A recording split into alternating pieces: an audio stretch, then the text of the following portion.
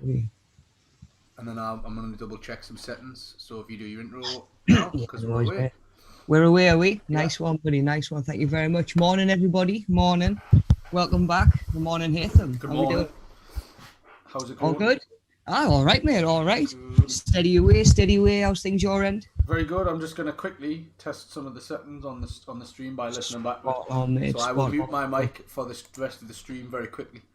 No worries. Now I'm just going to let the guys know what we're going to be up to today. So, carrying on from where we were last week, where we were looking at sort of sleep, and the way that can affect our mood and other sort of ranges of mood we can experience as well, looking a little bit more at the mental health side of things.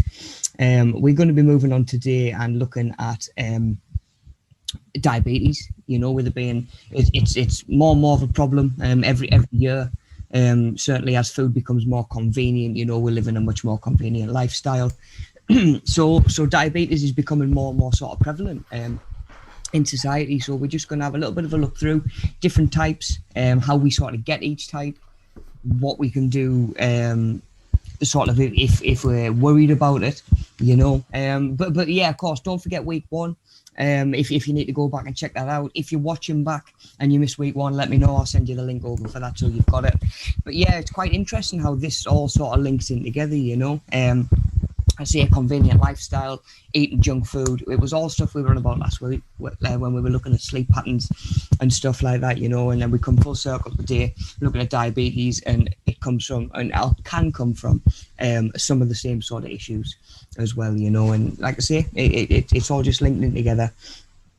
And like I say, the body works best when it's in sync with itself, and you've got to look at the whole picture. I think me and Hatham have mentioned before, you've got to have a really sort of holistic training style and sort of mindset about your well-being,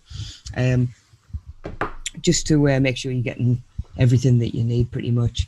So yeah, looking at diabetes. So yeah, I sort of mentioned before that we live in a much more convenient lifestyle now. We're a lot more sedentary. I know certainly right now with everything that's going on as well, with COVID, we might not all be exercising as much. We might be eating sort of like a slightly worse diet. It might be just because we can't get certain foods in the shops.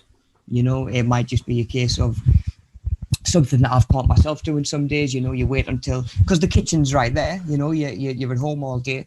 The kitchen's right there.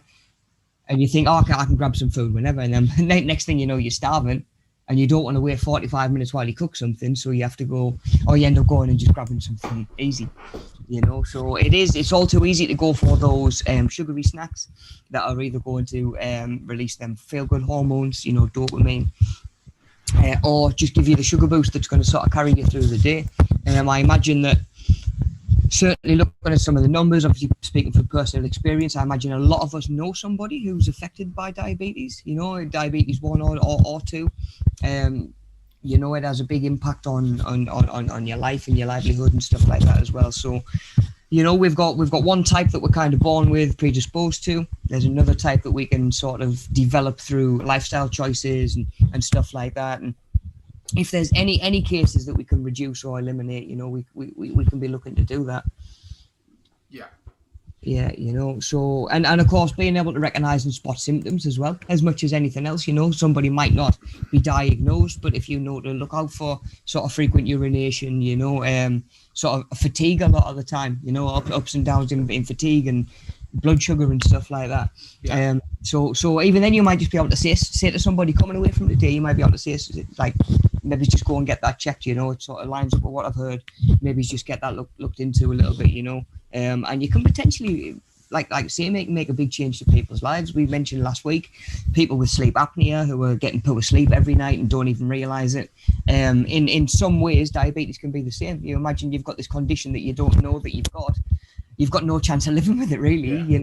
It's not until you get diagnosed you can start putting things in place. Or touch wood, it's a form of diabetes that we can prevent altogether. They're not all.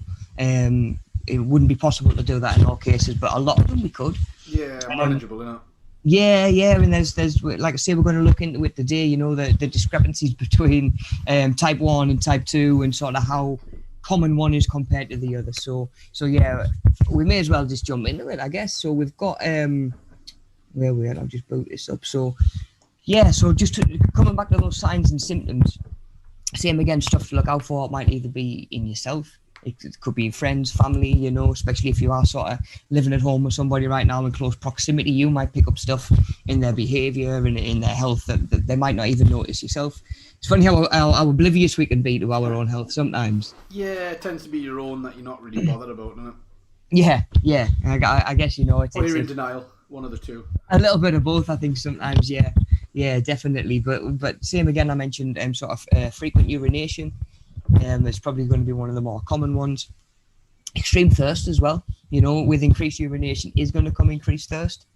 You know, I actually had somebody in my life that had diabetes, and when he was younger, before he was diagnosed, he would be up just all hours of the night, just drinking from the tap, just sort of like obviously run down to the kitchen, grab a glass of water, and he got to the point he was wetting the bed. He was wetting the bed regularly, and obviously without being diagnosed, without anybody to understand, parents just get frustrated and angry. The individual's probably going to feel guilty, a little bit of shame, especially getting that response. Yeah. You know, it's just one of them things that certainly at the time nobody even thought of. You know, why don't we get tested for this? And that's what it turned out to be at the end of the day. So yeah, big effects on certainly your mental health and the way that you perceive stuff, especially if you're living with something that you don't realise that you're living with, I think. Yeah, well, you're not going to feel great either if you've got like undiagnosed anything diabetes. Well, yeah. You're going to be feeling, because your like sugar levels and stuff are going to be all over the place, aren't they? So yeah. You know, we sort of mentioned it as we sort of opened up for today. Increased hunger. Yeah. More often than not, it's going to be the wrong foods as well. You know, they're like, oh, my blood sugar's really low. I'm going to run and I'm going to grab some biscuits or a Mars bar or something like that. Then we've got kind of obviously the insulin sensitivity and the fact that somebody with diabetes maybe can't eat as much sugar and regulate as much sugar. Yeah. And then that's a lot of pressure on the individual who's maybe lived a certain lifestyle, you know, for X amount of time, and all of a sudden you've got to make these drastic changes, which is really hard to do as well. You know, to say, right, you've either got to have extreme health sort of side effects, or you've got to stop living the lifestyle you've lived for however many years. Yeah. It's a difficult position to be in, you know, albeit the aim to move you towards a healthier lifestyle. It just doesn't make that transition any easier, you know. It's not always that simple either, is it? Well, it's not. It's not, buddy. You're right. There's a lot of factors come into play, you know, and of course, obviously, like support from people around you is massive, and of course, even just being able to get medical attention, which I know is difficult or strained at the minute as well, you know. And I'm all for one saying, look, the NHS needs as much help as it can at the minute. But if you're worried about stuff like that and you're worried about, oh, I want to get this checked out, I'm concerned about this, you got to set wheels in motion. You know, you don't know how long it's going to take. Yeah, I was going to say, it's just a call, really, isn't it, a GP at that stage? If you suspect it. Mm-hmm. You know Yeah. You're looking at that set of symptoms and you think, right, that's like 3 or 4 of them, yes. Then it's definitely worth a call to at least like the non-emergency line and just say, look, this has been happening. What do you think? Yeah. And then you definitely catch people in the mindset of, oh, do you know what? It won't be that. The NHS is stout out at the minute. I'm not going to do anything. I'll just sort it out later. Yeah. And if you do that, potential health problems, and maybe it's only going to get worse in time. You know. Worse scenario. Yeah, so set wheels in motion, you know, and it's obviously my advice if you're concerned about any of these, experiencing a couple of these even, I would be setting wheels in motion to try and speak to somebody and get that seen too, definitely. Okay, just finishing these up, we've got nerve pain and numbness, you know, sort of like especially in your extremities and stuff like that. Slow healing wounds, if you've got cuts or anything like that, are they taking longer to recover than normal? Blurred vision as well. You know, it can affect your eyesight, the muscles in your eyes, and then dark skin patches as well, which is something that we're going to look at a little bit later on. So yeah, definitely. And again, if you need to come back and revisit this slide, they're all in one place. So yeah, just it's helpful to be aware, if not for yourself, for the people around you, definitely.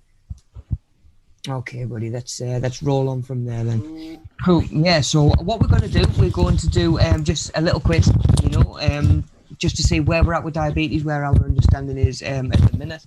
So grab yourself a pen, a piece of paper. I'll just take a minute to just check in the chat. Hi, Sue. I've just morning. Yeah, I've just loaded up the chat there. I ignored my diabetes. Yeah, exactly. You know, testament for like get it seen to us as soon as possible. You know, so I hope that's something that you're coping with okay and are learning to cope with since hope like being diagnosed and going to get it seen to, and of course for first-hand proof that it's better to go sooner rather than later. You know.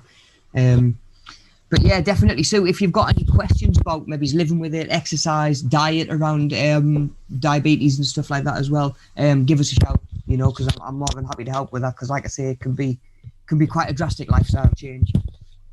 In the meantime, yeah, grab yourself a pen and a bit of paper. So what we'll do, we'll work through, they're all multiple choice. So what we're going to do, go through, look at the potential answers, do the whole quiz, and then come back and just work through and mark answers off. Yeah. Rather than answering them as we go. So that means when we get to the end of the quiz, if anybody wants to pause it and take a little bit more time, they'll be able to before we run through the answers. Cool. All right. So should be a whiz on this then. Got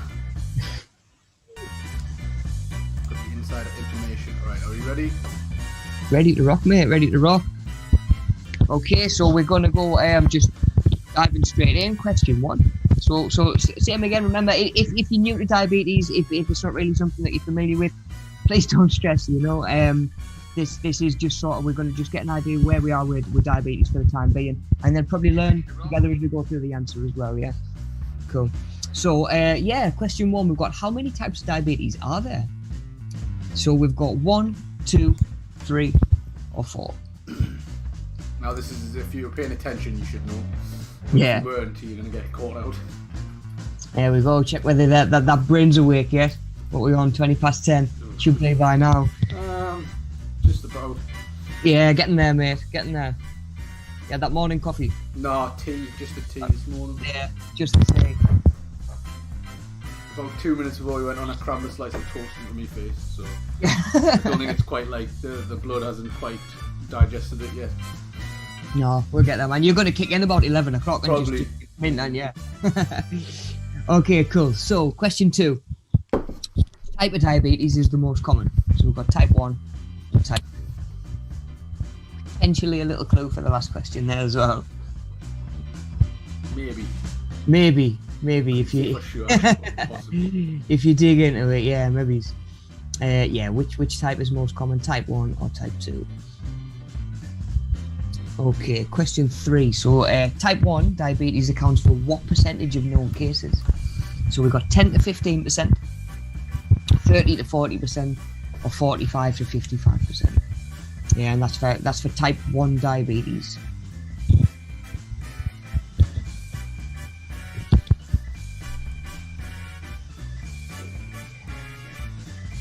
Question 4. Type 2 diabetes accounts for what known percentage of known cases? So we've got 40 to 50%, 60 to 70%, or 85 to 90%. Now, of course, thinking about your answer to question 3, this is just going to be the last percentage. Yeah, so if we've gone for 50% for the first one, there's only 50% left for this one. Yeah. Cool. All right, question 5. Question 5. So diabetes is best defined as, so we've got A, a metabolic disease characterized by low blood sugar. B, a metabolic disease characterized by high blood sugar. C, a family of blood infections. Or D, none of the above. So what is diabetes defined as? Because the same again, it might be a word that you've heard of, it might be something that you're familiar with, but not really sort of know what it is, what it's all about, and then through extension, you know, certainly the ways that people are having to cope and deal with living with it. Okay, question 6. Diabetes can be cured with diet, exercise, and medication. True or false? One for you to think about. That question's 6, yeah. That was question 6, buddy, yeah.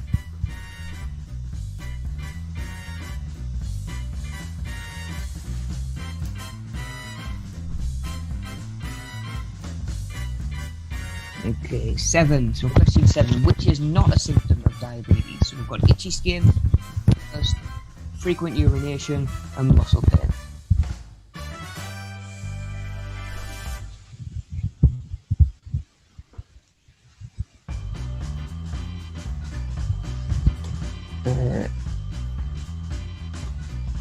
Getting there. Question 8. Okay, insulin is a natural hormone secreted by which organ or gland? So we've got kidneys, liver, pancreas, or spleen. So where does insulin come from? Okay, a few to go. Where does insulin come from? Okay, question 9. People who are obese are more likely to develop type 2 diabetes. True or false?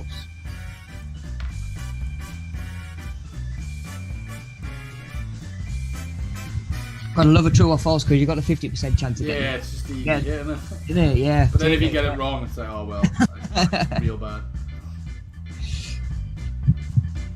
It's my luck all over that 50-50 chance and it goes against you. The coin flip. Yeah.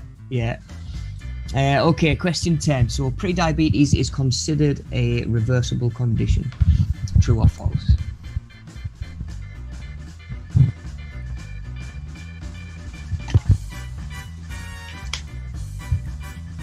Same again, if pre-diabetes isn't anything you've heard of before, just take a guess. I might surprise yourself. Question 11. Type 2 diabetes can cause long-term damage in the A, kidneys, B, eyes, C, nerves, or D, all of the above.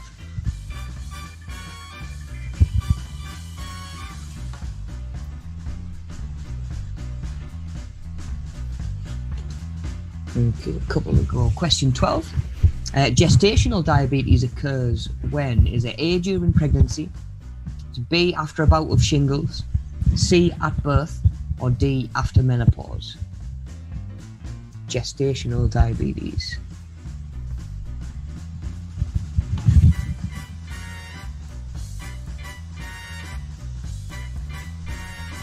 Okay, question 13. People with diabetes are prone to A, acne, B, pimples, C, infections, or D, migraines.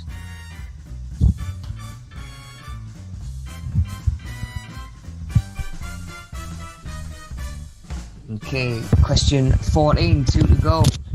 With type 1 diabetes, the body does not produce insulin. True or false?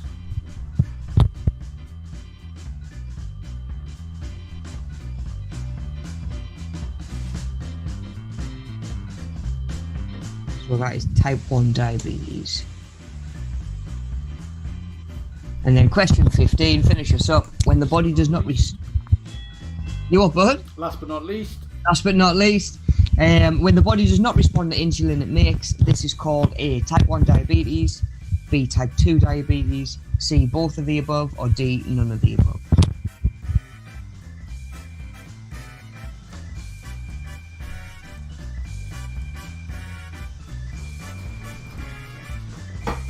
Okay, I'm going to roll on to the next slide because someone's at the door.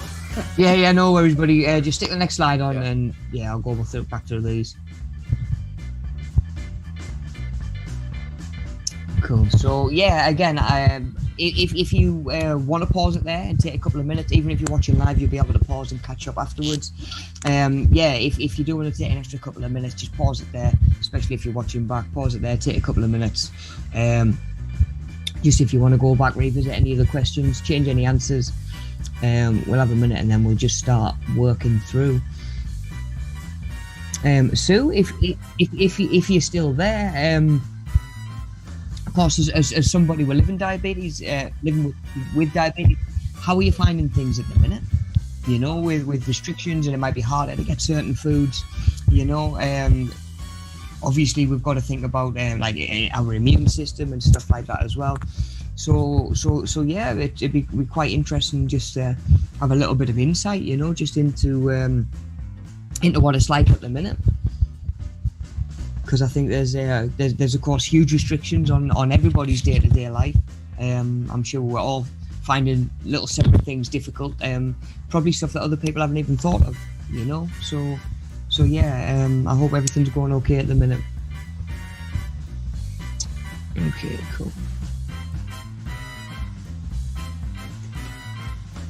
Give Haitham a minute to get back.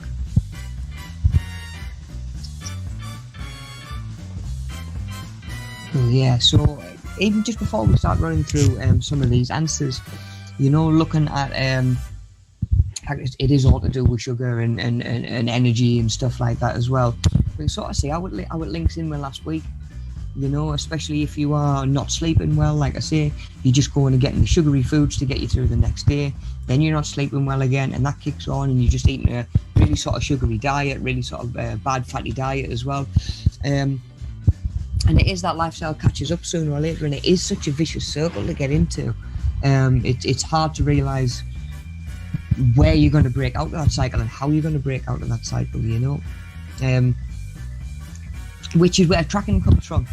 I do a lot of sort of, especially when I'm working with a new client or something like that, it will be a case of just track as much as possible, you know, be it how much you're sleeping, what snacks you're having, of course, diet and exercise and otherwise and stuff like that as well. But just being able to step back and look at the bigger picture, it can give you an idea of where's best for you to sort of try and step into that vicious cycle and try and break it a little bit.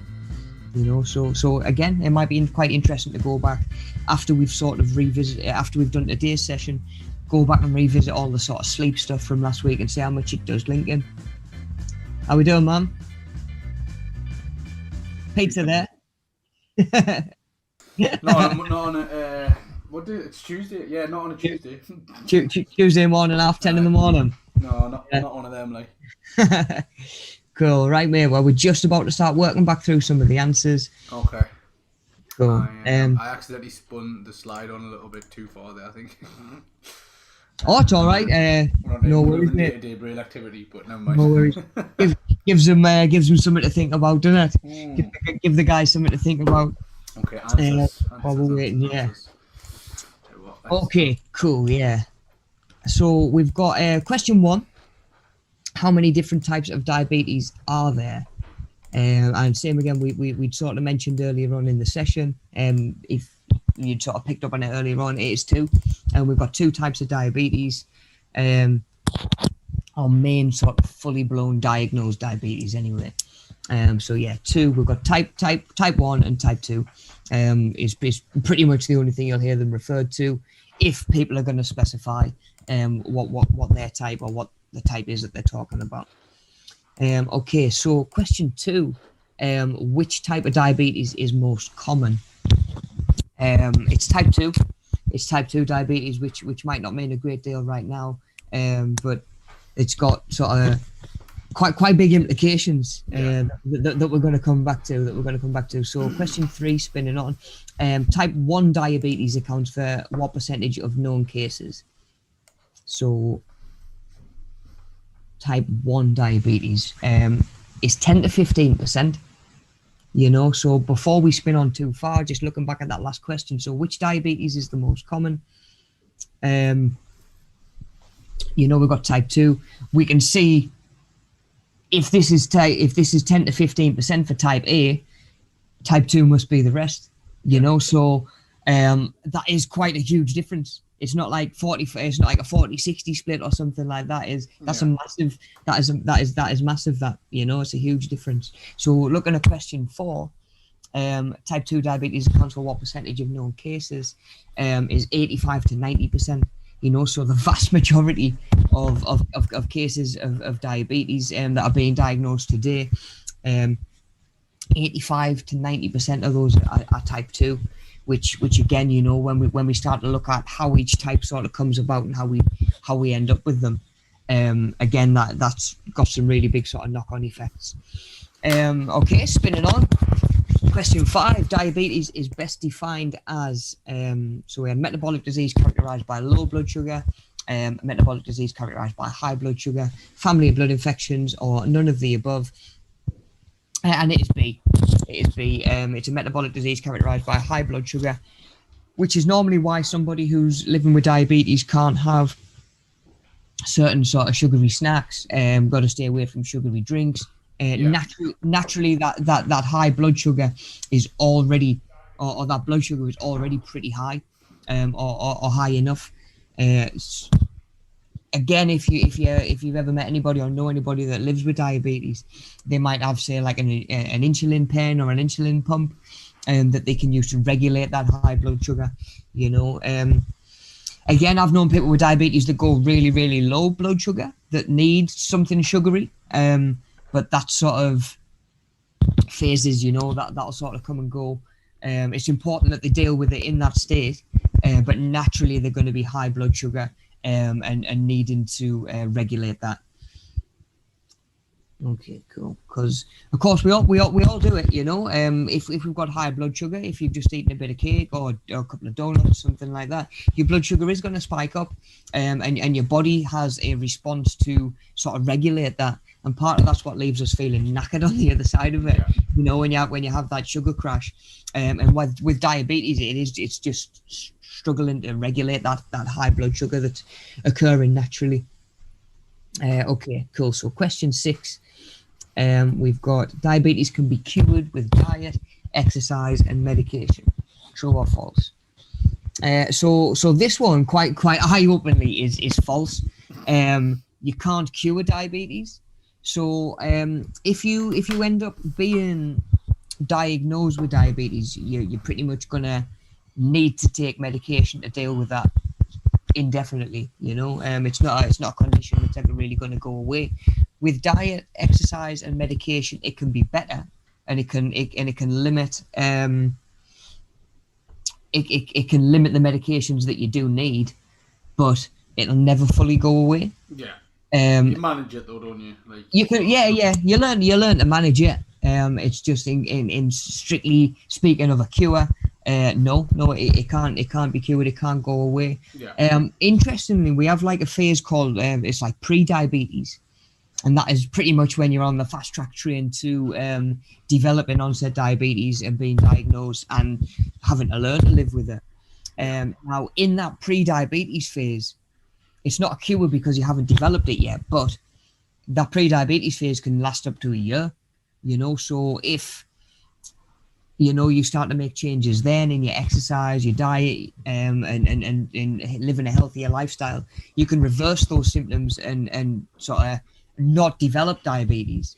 Yeah. But if you wait till the point that you've got diabetes before you start trying to live with the obviously all the medications and stuff like that, it's not curable at that point, you know. And so they say prevention's better than cure. No more so in this case, you know. Okay, cool. So question 7, which is not a symptom of diabetes? So we had itchy skin, thirst, frequent urination, and muscle pain. Which of these is not a symptom of diabetes? So I think I'd mentioned thirst earlier on, frequent urination. You actually you do get itchy skin as well. So the answer is D.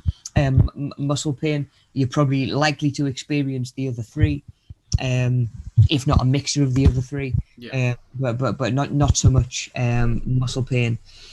You might get cramps. You might get cramps from dehydration. Certainly if you are urinating more. And if you're not taking the water on board, but it won't be so much of more of a pain. Be much more like a cramp sort of thing. But yeah, itchy skin, thirst, and needing the toilet, especially all through the night, again interrupting your sleep. Yeah, they're all signs of both types of diabetes. Okay, question 8. Insulin is a natural hormone secreted by which organ or gland? And that is the pancreas. In this case, you know, again, when on some of the other courses we've looked at organs, we've looked at their functions, what do they do. Haytham, I know me and you have even talked, you know, you hear the name of some of them and you don't even know what they do. I don't know what a spleen does apart from the fact that it seems to rupture pretty easily. Yeah, break. Yeah. Get broken in 2 normally. And I think the pancreas is sort of one of those as well. It's much more likely to be one that you've maybe heard of, but you're not familiar with what it does. And one of the jobs that it does is producing insulin, which we use to negate that high blood sugar. You know, like I was just on about someone that might have diabetes. They might do like a sort of like a finger prick test, test their blood sugar. They might need to deal with a high blood sugar level, and that is when the insulin's going to come in. It's going to help regulate that sugar and bring that blood sugar down to a much more normal sort of level. And so you can get it taken out, can't you? Your pancreas. You can, yeah. If it's got like serious problems like cancer or some kind of like organ failure or whatever. Yeah, it's kind of like a pros cons sort of thing, and in that situation, if it's causing you a lot of pain, a lot of discomfort, it might be the wisest decision to take it out or have it removed. I don't know what they do when you don't have it. I think you just have to take insulin forever then. I would imagine that there's certain medications that come on board as well. Yeah, insulin potentially being one of them. But yeah, when it comes to do I maybe have to start taking this medication, or am I gonna let this disease or this illness get a lot worse and harder to deal with? It's a bit of a no-brainer.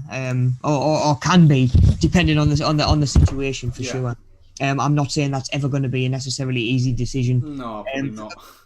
For anybody to make, and it's a tough decision to be in, So, but at the end of the day, sometimes the lesser of two evils might be to take it out. And of course, knowing what it does is going to be key to informing that decision as well. And it is massive. It's an organ that's helping us regulate our blood and our blood sugar. You need your blood. You do, mate. You sure do. You get far without it. As you well know, everyone. I'm listening to Rob tell you about what the blood does. Okay, question 9. So people who are obese are more likely to develop type 2 diabetes. And that was a true or false? That is true. And you're also much more at risk of hypertension, high cholesterol, and heart disease as well through obesity. Yeah. Again, we've talked about people who can be maybe carrying a little bit more weight, who can still be relatively fit, but you're much more prone to a lot of these other health effects as well. Your body's working harder, isn't it? Of course it is. Like you say, the body's got to work harder for the organs to work to get the blood. Your organs, so everything's slightly more strained, isn't it? It's just and that's permanently. We've talked about it before. How when you're exercising and when you're training, your body's working at that higher level, but maybe it's only for half an hour to an hour. Yeah. You know yourself that if you start to get stressed, if you're stressed for a couple of weeks and your body's at that sort of heightened state, sooner or later that catches up with you and starts to leave you feeling knackered, tired, run down, exhausted. Yeah. It's just asking your body to do more. That's not even necessarily obese people either. If you don't rest, if you don't sleep well, exactly. Yeah. Working harder and it kind of cope. Keep up. Yeah. It's possible to have some of these other problems as well, necessarily without having diabetes, without being obese. But again, it just shows that the harder you're asking your body to work, the more you've got to be looking after it and making sure it's capable of doing what you're asking it to do. At the end of the day. Which slows down as we age as well, which is something that we've got to think about, what your body's actually sort of capable of doing. So, again, coming back to one of those earlier questions, which type is more common, and it is type 2. We can sort of start to see here that if it's coming in from our lifestyle and our sort of shape and our physical condition, it is a little bit eye-opening that we're looking at nearly 90% of cases of diabetes being this type that is to do with our lifestyle. Okay, cool. So question 10. Pre-diabetes is considered a reversible condition. It's true. We sort of mentioned that earlier on as well. That is your chance to get on top of things. If it is going to be like a lifestyle or a dietary sort of thing, maybe try and make those changes to your diet or your lifestyle as early as you can. Give yourself more chance to do things slowly. It's more likely to be sustainable. If you can think to yourself, right, I'm going to try and over the course of this month make these changes, it might be a lot more sustainable than doing it in a week. Especially if you are making a lot of choices to a lifestyle that you've sort of lived for a long time. But yeah, pre-diabetes is your chance to get in there, start making those changes. those changes will still have an effect after sort of diagnosis, but you'll never be able to totally sort of reverse the condition and sort of get rid of it.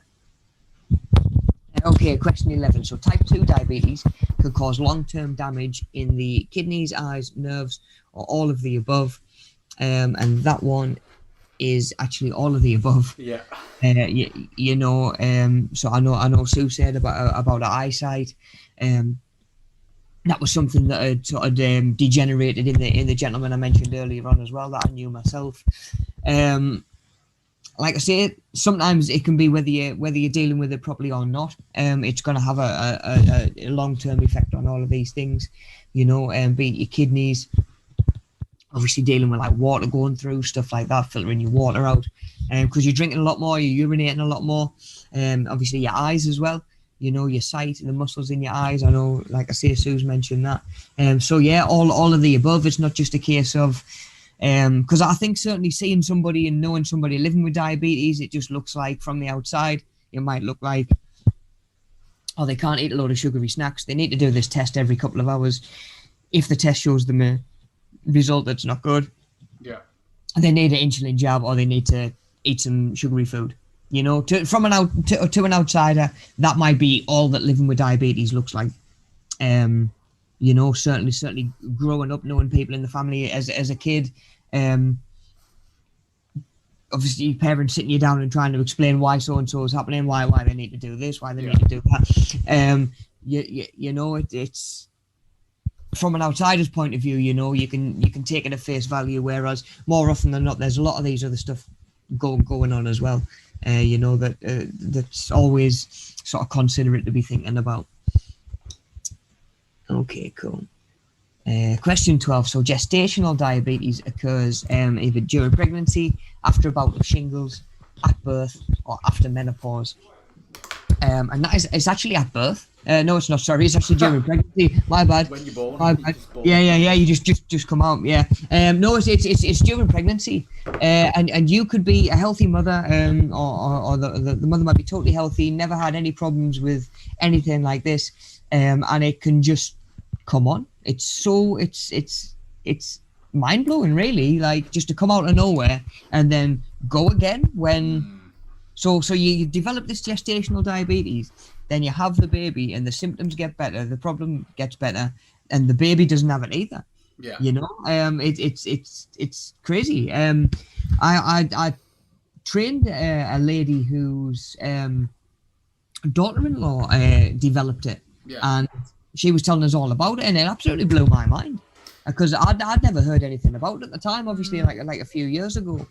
And then of course post-pregnancy, boom, it's gone. Just sort of makes sense, I suppose, because your body's used to producing the insulin for like just you, if that makes sense. Yeah. That's my best guess. It's working for two, isn't it? Yeah, like so for that period, obviously there's extra strain on the body, and it can't. You know your pancreas can't just get bigger. It doesn't. It's not like you can do pancreas day at the gym, like. Yeah. I'm just doing it. It's my pancreas exercise. Do you know what I mean? I need more insulin. Like, I suppose it sort of makes sense. I imagine there's lots of other things that happen when you are a woman and pregnant, like that, where your body's like just kind of cool. Yes, and I'm never ever going to profess to be an expert on that. Thank you to myself for winning the genetic race in that respect. But there's many other things that you've lost out on in the genetic race, however. But yeah, that's it, mate. Little wins, count your wins. But you know, not everyone. I don't think it's that common, is it? I'm not sure. It's really on the NHS site now. Or 4%, I think. Oh, okay. About 4% of women. I mean, that's still quite a lot of people. Well, it is, yeah. I mean, yeah. It's more common than you'd think. To say that, like, yeah, of course, like out of 100 people, that you know, 4 of them are going to get it. And across my lifetime, I've known more than 100 people go and have babies, you know. So, like I say, for it to have not been anything that I'd ever come across, it absolutely blew my mind. I'm gonna do some quick maths. Hang on, 33.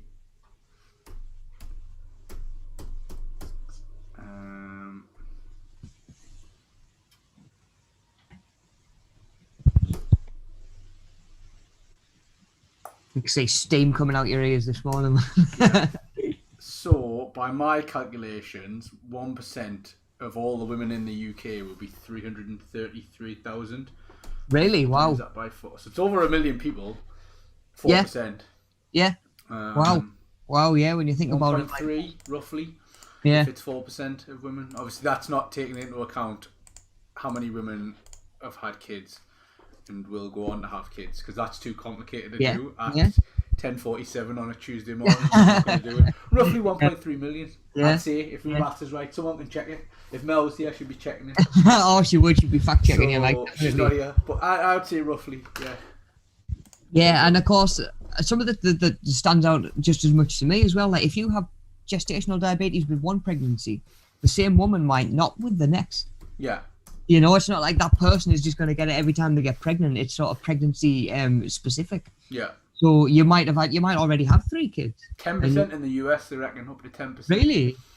Which is even more. 10% of the US female population will be even more than that, because there's loads of people live there. Now, I wonder if there is any link between diet and lifestyle and gestational diabetes. You know, not maybe it's not like a direct cause and effect sort of thing, but wouldn't surprise me if there's some kind of link. If we're looking at diabetes, which is massively linked to sugar and poor lifestyle, and then we're saying that the Americans have got more than sort of double the percentage that we've got. How adaptable is your body to it? I don't know. Like, as in, if you're someone who doesn't really eat a lot of sugar, how good is your body at like retaining it? I don't know, and like balancing it, because that's all it's doing, right? It's just of course, balancing out the levels in your blood. But if you don't get a lot, then I don't know. I don't know how it works. Yeah, well, it's kind of like anything, isn't it? You know, can you build up a tolerance? Sugar might be the same. You know, yourself, like someone who drinks really heavily quite often is going to be able to handle a lot more alcohol and probably recover a lot faster than somebody who doesn't. Yeah. I have a couple of beers now and it writes me off for the weekend. Yeah. Go to the pub with my uncle, yeah, and he's it's just playing a keep-up game. It's normally 5 or 6. Number 5 and 6 start to hit hard because they're in a short period. Yeah. And I'm like, no. Definitely. But you're right what you're saying, mate. You know, we can potentially build up a tolerance. But at the end of the day, your body might become a little bit more efficient at dealing with this stuff. You know, but we can also see that's going to damage you long term, though, isn't it? Like, of course it is. You know, you'll be tolerant to it, but it's the same with like alcohol, like you say. Like you can drink and have a really high tolerance to alcohol to the effect of it, but that doesn't mean it's not damaging, because your body's having to work hard to process it all. Yeah, it's still going through your liver and stuff like that. You know, your body is still having to deal with it. It might be coping a little bit better.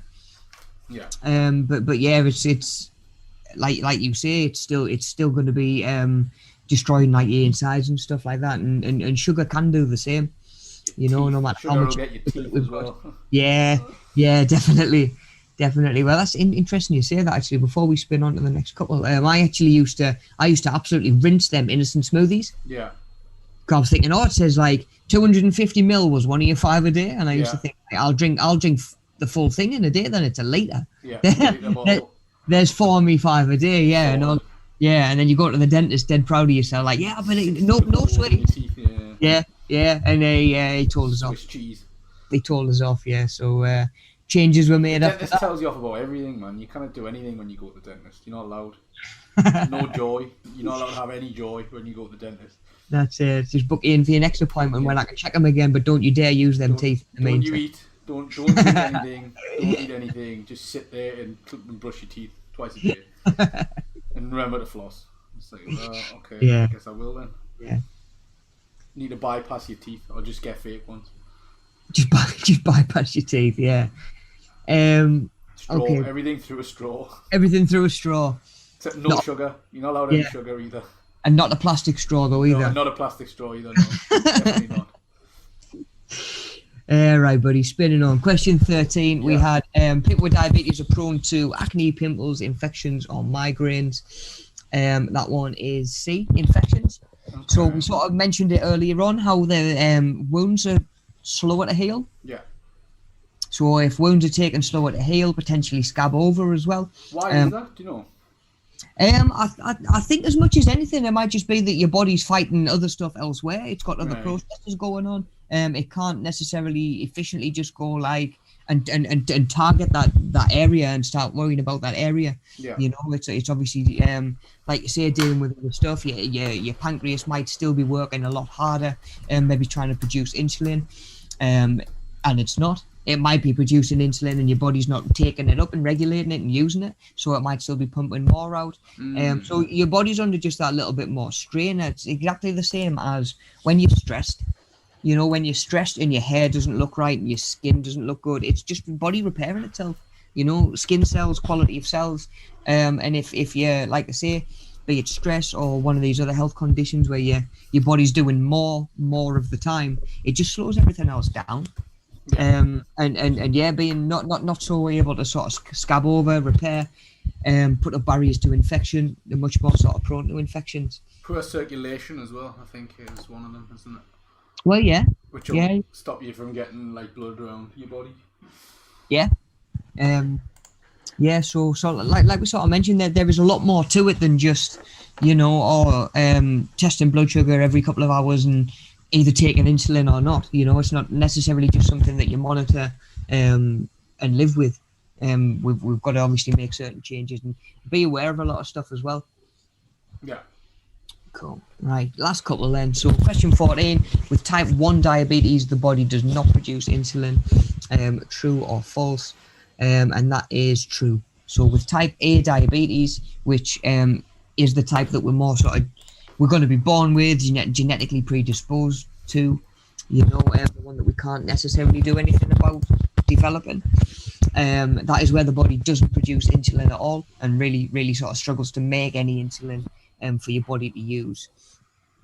So that one was true.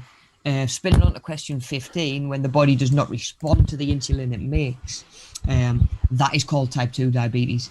So we've got type 1, where your body doesn't make any insulin or doesn't produce any, and then type 2, where your body produces it, but your body doesn't respond to it and it can't use it, which is like I say, type 2. And again, you know, just before we move on past diabetes, it's a bit of an eye-opener to me that, like I say, it's this type 2 that is preventable, that is to do with lifestyle and is to do with sort of diet and your health and your well-being, and that is the one that is the majority of cases, you know, 85 to 90%. I imagine coming out of lockdown, there's going to be a lot of focus on physical and mental health. I think there kind of has to be at this point. Certainly coming up to a year of living with restrictions, and you know, some of us had made changes to our lives anyway before lockdown sort of kicked in. Some of us might already be on a year plus. You know, be that more sedentary, be that limited in our food choices, be that sort of dealing with other sort of mental health stuff going on as well. You know, I can't imagine the last year has been an easy time for anybody. You know, your diet can suffer then, your exercise can suffer then, and yeah, we're going to be, I reckon, probably a lot more prone to, if not the likes of diabetes, but other sort of health effects and conditions as well. So, of course, there's no better time than the present. We've talked about it already. Once you've developed it, there's not really anything you can do bar learn to live with it and medicate it. In that state of pre-diabetes, that's your chance to make a change. And of course, the caveat is, when you're in that state of pre-diabetes, you might not even necessarily know. So there's no better time to, for a lot of reasons, you know, as well as just this, there's no better time for us to be looking at our diet and our exercise and our health and routine and stuff like that. And try and make some changes that are going to be sustainable as we go back to normal life, whatever that may look like and whenever that may be. You know, but you know, I think certainly for lockdown, the first couple of weeks, you know, there might have been a little bit. It was almost like Christmas rules, wasn't it? Just eat what you want, it was just drink when you want. I think it was a lot more easy to be lax about stuff like that. The other problem probably is that like the only food that's available really is like going to the supermarket, which is a bit of a chore, and takeaway. Like a massive emphasis got put on takeaways. Yeah. More, and of course, more so than ever. Yeah, and we've got the it's kind of, you've got that decision to make. Do you go to the shop every couple of days for fresh fruit and veg? Yeah. Or do you bite the bullet and do you try and get like some frozen stuff, maybe stuff that's going to have some more preservatives and maybe some more chemicals and stuff like that in to make it last a little bit longer? Yeah. You know, we've all got that decision to make. Like, I would love to go to the shop every couple of days and buy a little. It's not realistic at the minute, is it? It's not. You know, you could argue it's probably not responsible at the minute. Yeah. You know, obviously some people are in a position where they have to. Yeah.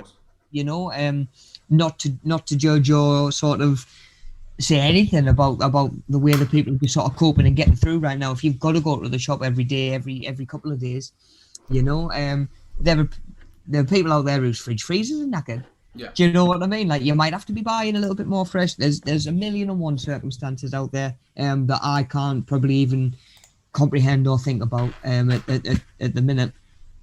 You know, the way that other lives, people's lives are being affected and stuff like that. But I imagine that for a lot of us, it is having an effect on sort of health and well-being, physical and mental. And again, you know, I think things have been that samey for a while now. You know, whether you're working from home, whether you're making just other changes elsewhere, we're probably at the point now where we could say that it's habit. Do you know what I mean? Like, if we've been doing stuff almost every day or majority of days for the last year, it's got to be a habit by now, you know, and it's a behaviour that we're going to have to address. Like I say, now as much as anything, it's not just when lockdown's done and we're trying to go back to a little bit of normality for our own health. We need to potentially start now. You know, try and break some of those habits. Are you making sure you're getting a little bit of movement in every day? Are you stretching? Are you getting your steps in? Are you aiming for your 5 fruit and veg? Because like I say, it's just going to get, it just gets harder and harder the more you sort of ingrain those habits. Yeah. Definitely. You know, but type 2 diabetes is the most common, which, you know, says to me that we need to be sort of pushing our health a little bit more, prioritizing our health a little bit more as well.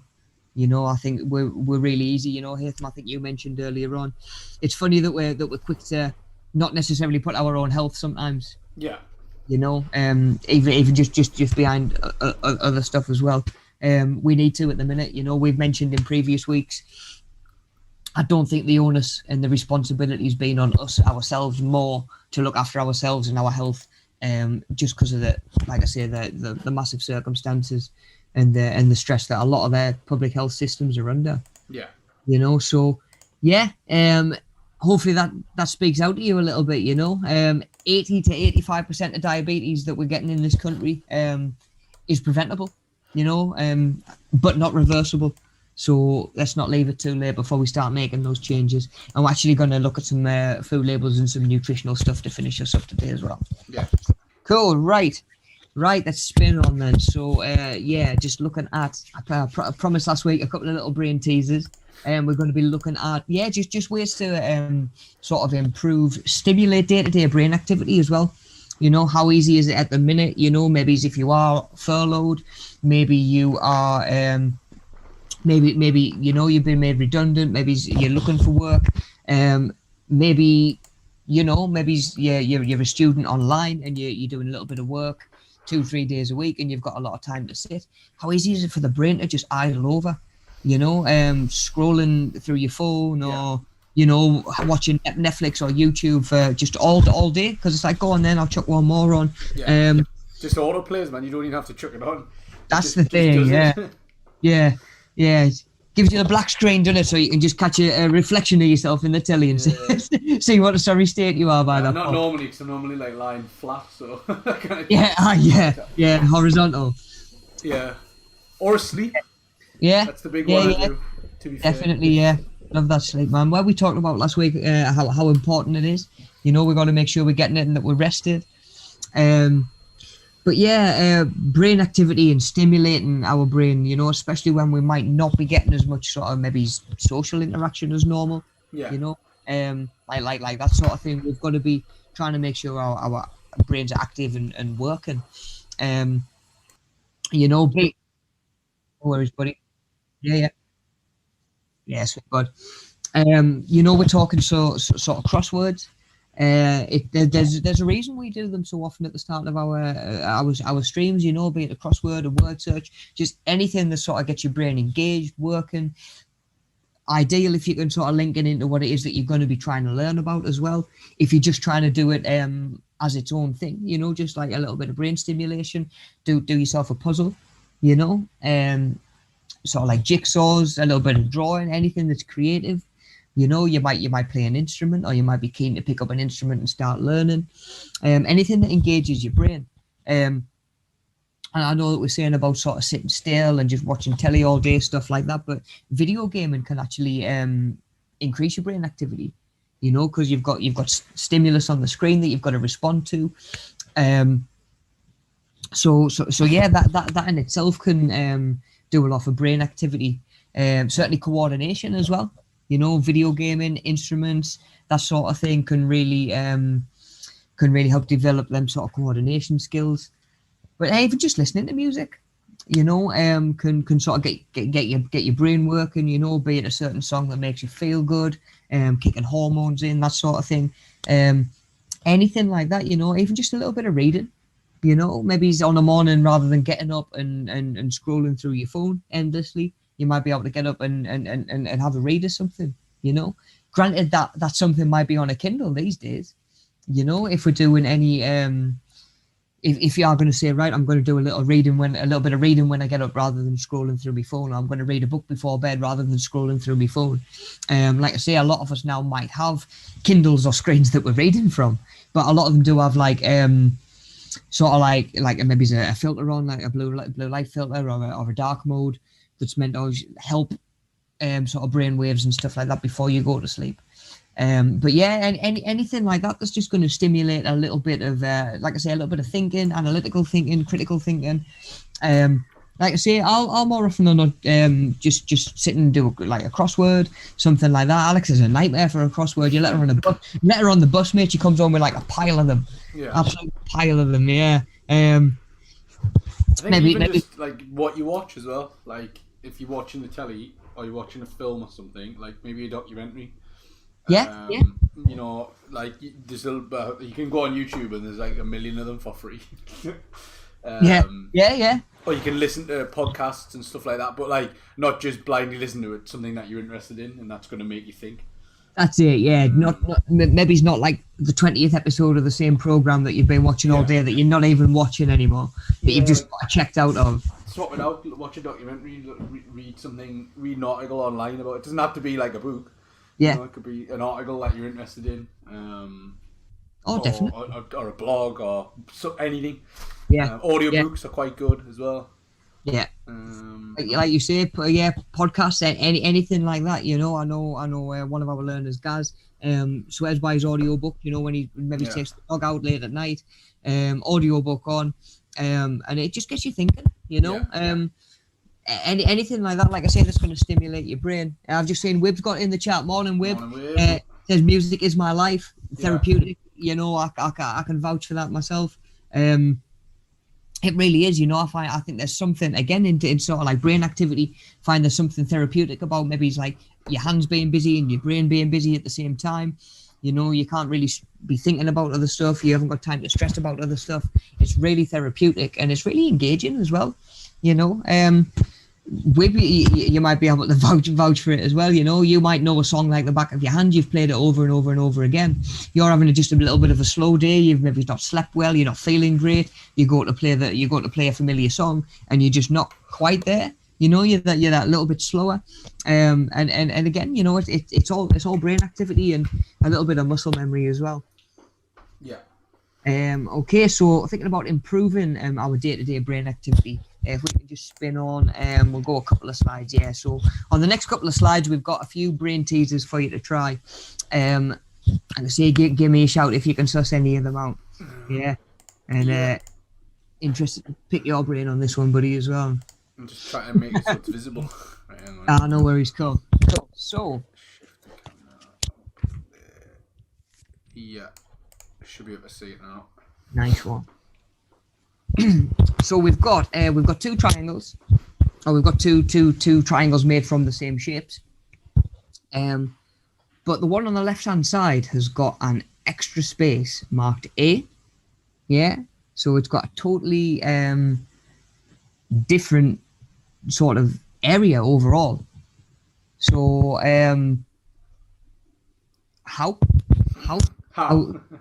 pretty much, yeah. What is the difference? How have we got that space that's marked A on the left hand side when it's not there on the right hand side? I'm just going to give you a few minutes to think about that while I've got my little diagram ready to explain that. Hopefully I'm just going to do the next one as well that we've got coming up. So while you guys have a little bit of a ponder on that.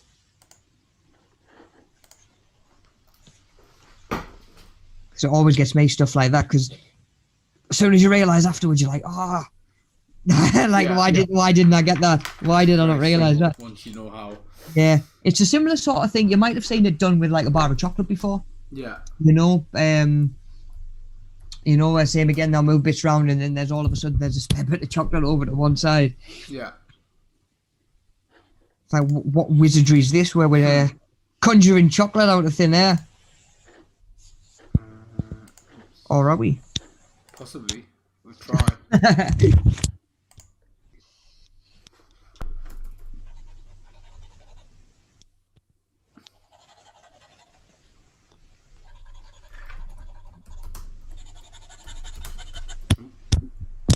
We've got no artists watching today, like, otherwise they're going to be ripping me. Yeah, the scribbles. The scribbling, mate. Scribbles.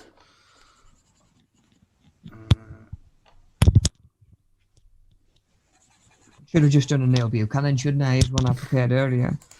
Should have, but it's too late.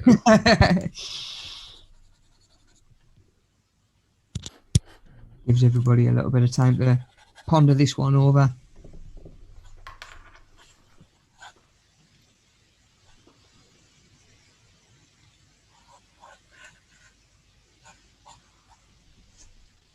Any thoughts, bud?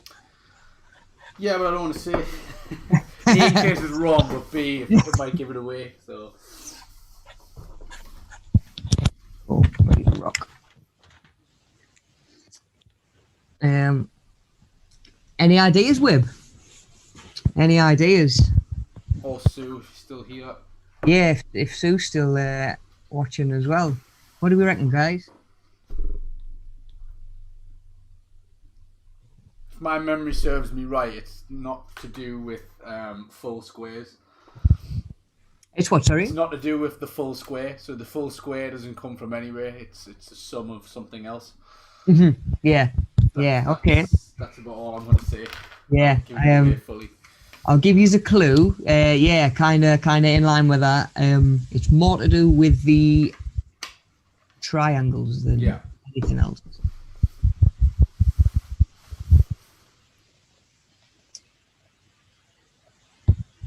And say full disclosure, I looked at this yesterday and I had to go back and I had to revisit why it's there. Cause I caught myself doing exactly the same again.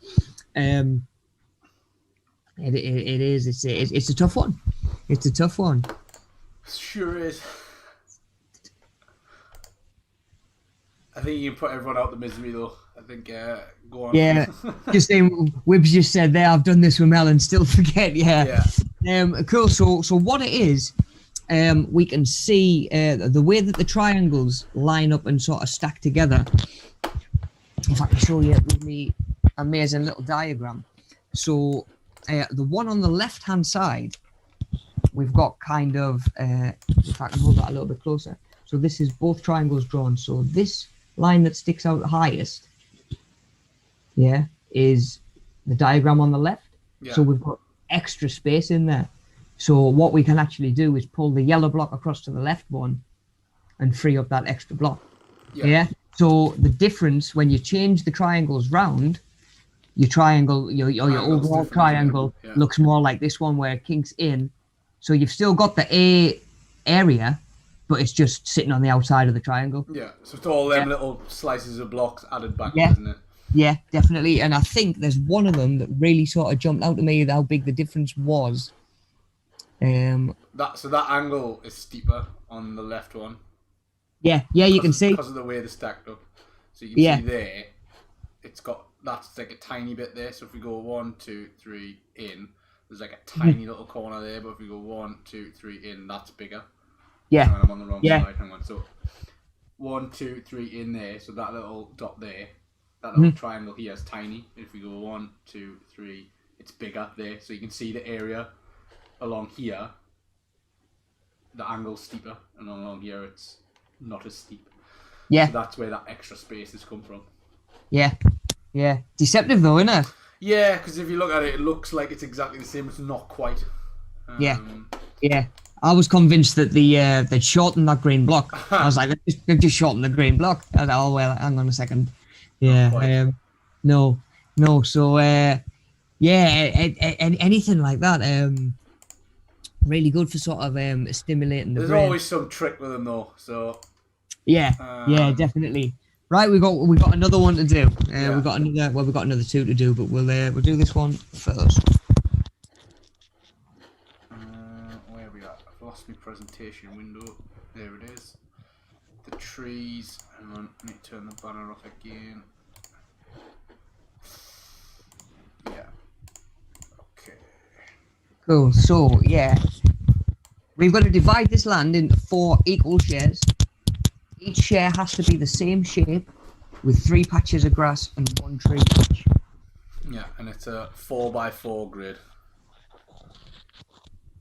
Sure, it is 4x4, and we split it into 4 equal shares.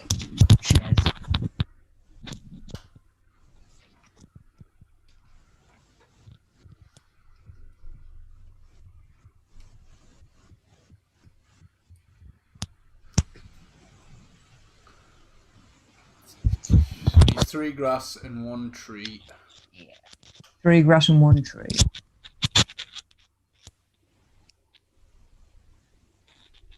Are you still keeping up the music with everything that's going on at the minute? I hope so. You know, and talking about obviously stimulating the mind and stuff like that. It's really engaging. I hope you're still keeping up with it.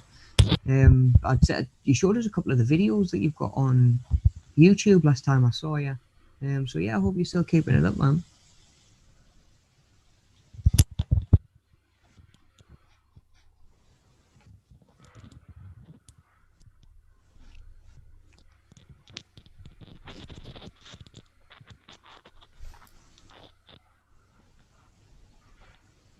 Thinking about it as well, mate. I'm just trying to work it out, but yeah, I think I got it. Yeah.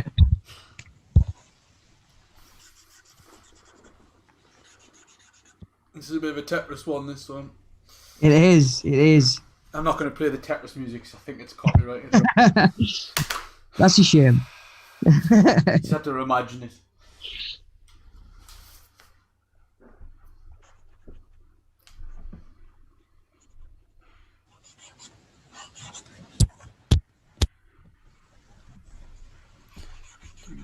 If you have sussed it, buddy. I can do it because it's not going to get picked up by the algorithm if that's ours. you can always do a bad impression of it. We're just singing ourselves.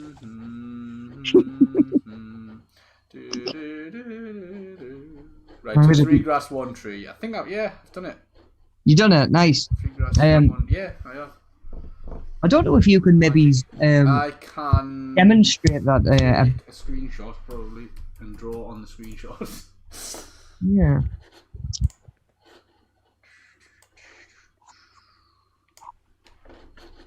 Okay, so with my magic screenshot. Oh no, what's happened there? Yeah, so I've got my grid. And then, as far as I know, it's going to be, we're going to go around it in red on each one. It's going to be a bit of work. It's like, so we're doing like, are we doing L shapes? I think we're doing L shapes. Oh no, hang on, I might have got this wrong. Now that I'm looking at it. I thought I had it and now I'm a bit confused. I'll use mine if it's a bit easier, buddy. Have you drawn it? I'm drawing it. Yeah, I'm drawing it. I have drawn it. Yeah. Oh no, I have done it right, man. I'm being an idiot. I got a bit confused. I don't know why. When I took the screenshot and looked at them like side by side, Yeah. It started to confuse us. I'm just trying to work out the best way to draw around it. So I think like that will be one there, and then I need to make the pen bigger because the pen's not very big. Why is it white? What's happened there? And then that will be one around here. And then let's go red. So we'll have a red one around here.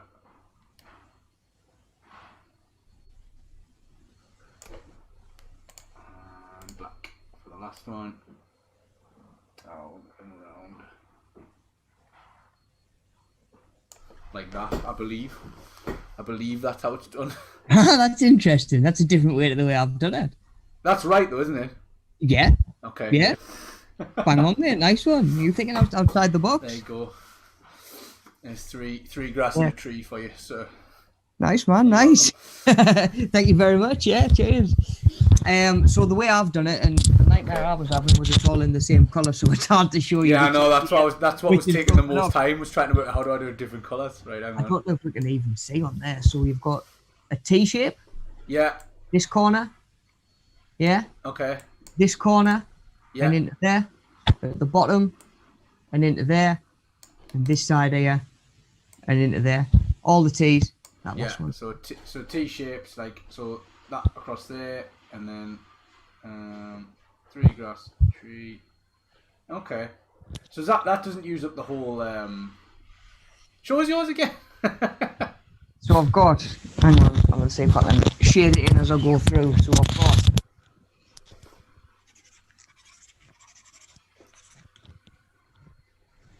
See, one T.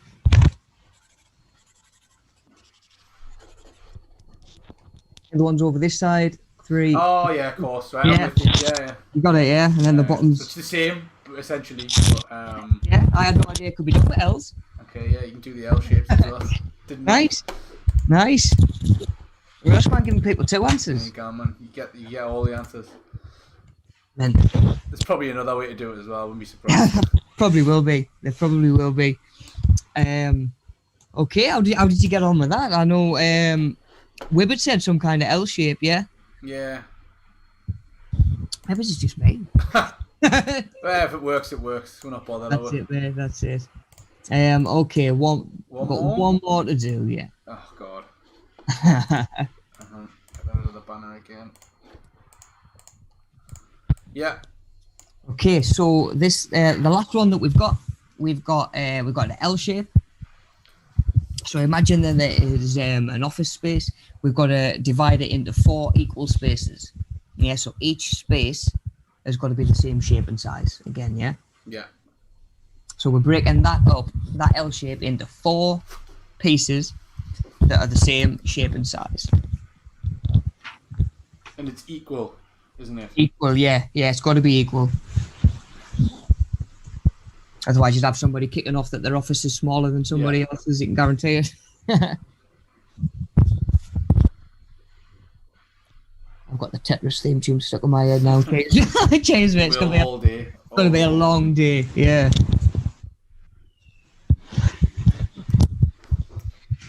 I can't remember how to do this one. I do know it's in my brain somewhere. I just can't remember.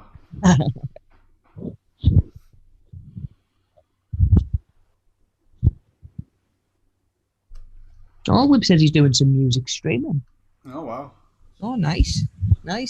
Still, like plenty of acoustic stuff.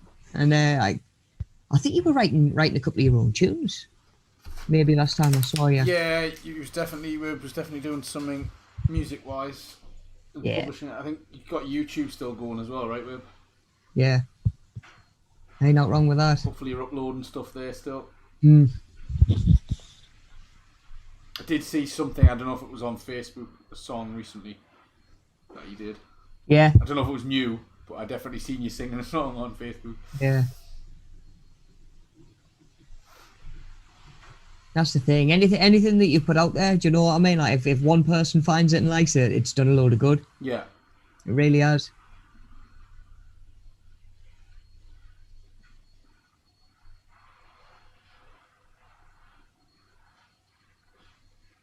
I'm waiting for you to come back now with some kind of outside the box solution for this one. Yeah, now. I think this one only has one answer, and I don't know what it is. I think it's got to be. It's got to be that way. That's 2. How do we split that in half without making it all broken? So that's, no, I might have done. I think I've done this wrong.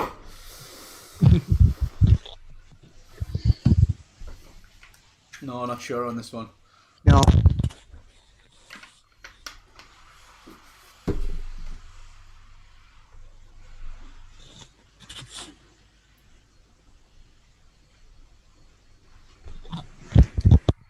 I'll just give the guys a couple of minutes.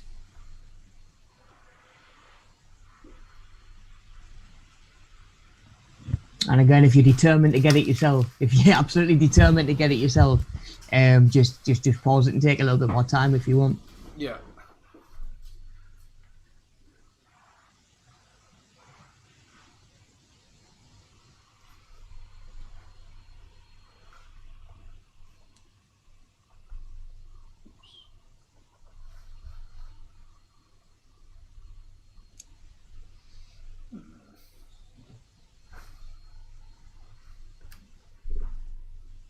Definitely not going to be like an office planner, like, or an architect. No. This would be a nightmare. This one. This wouldn't be good at all. No.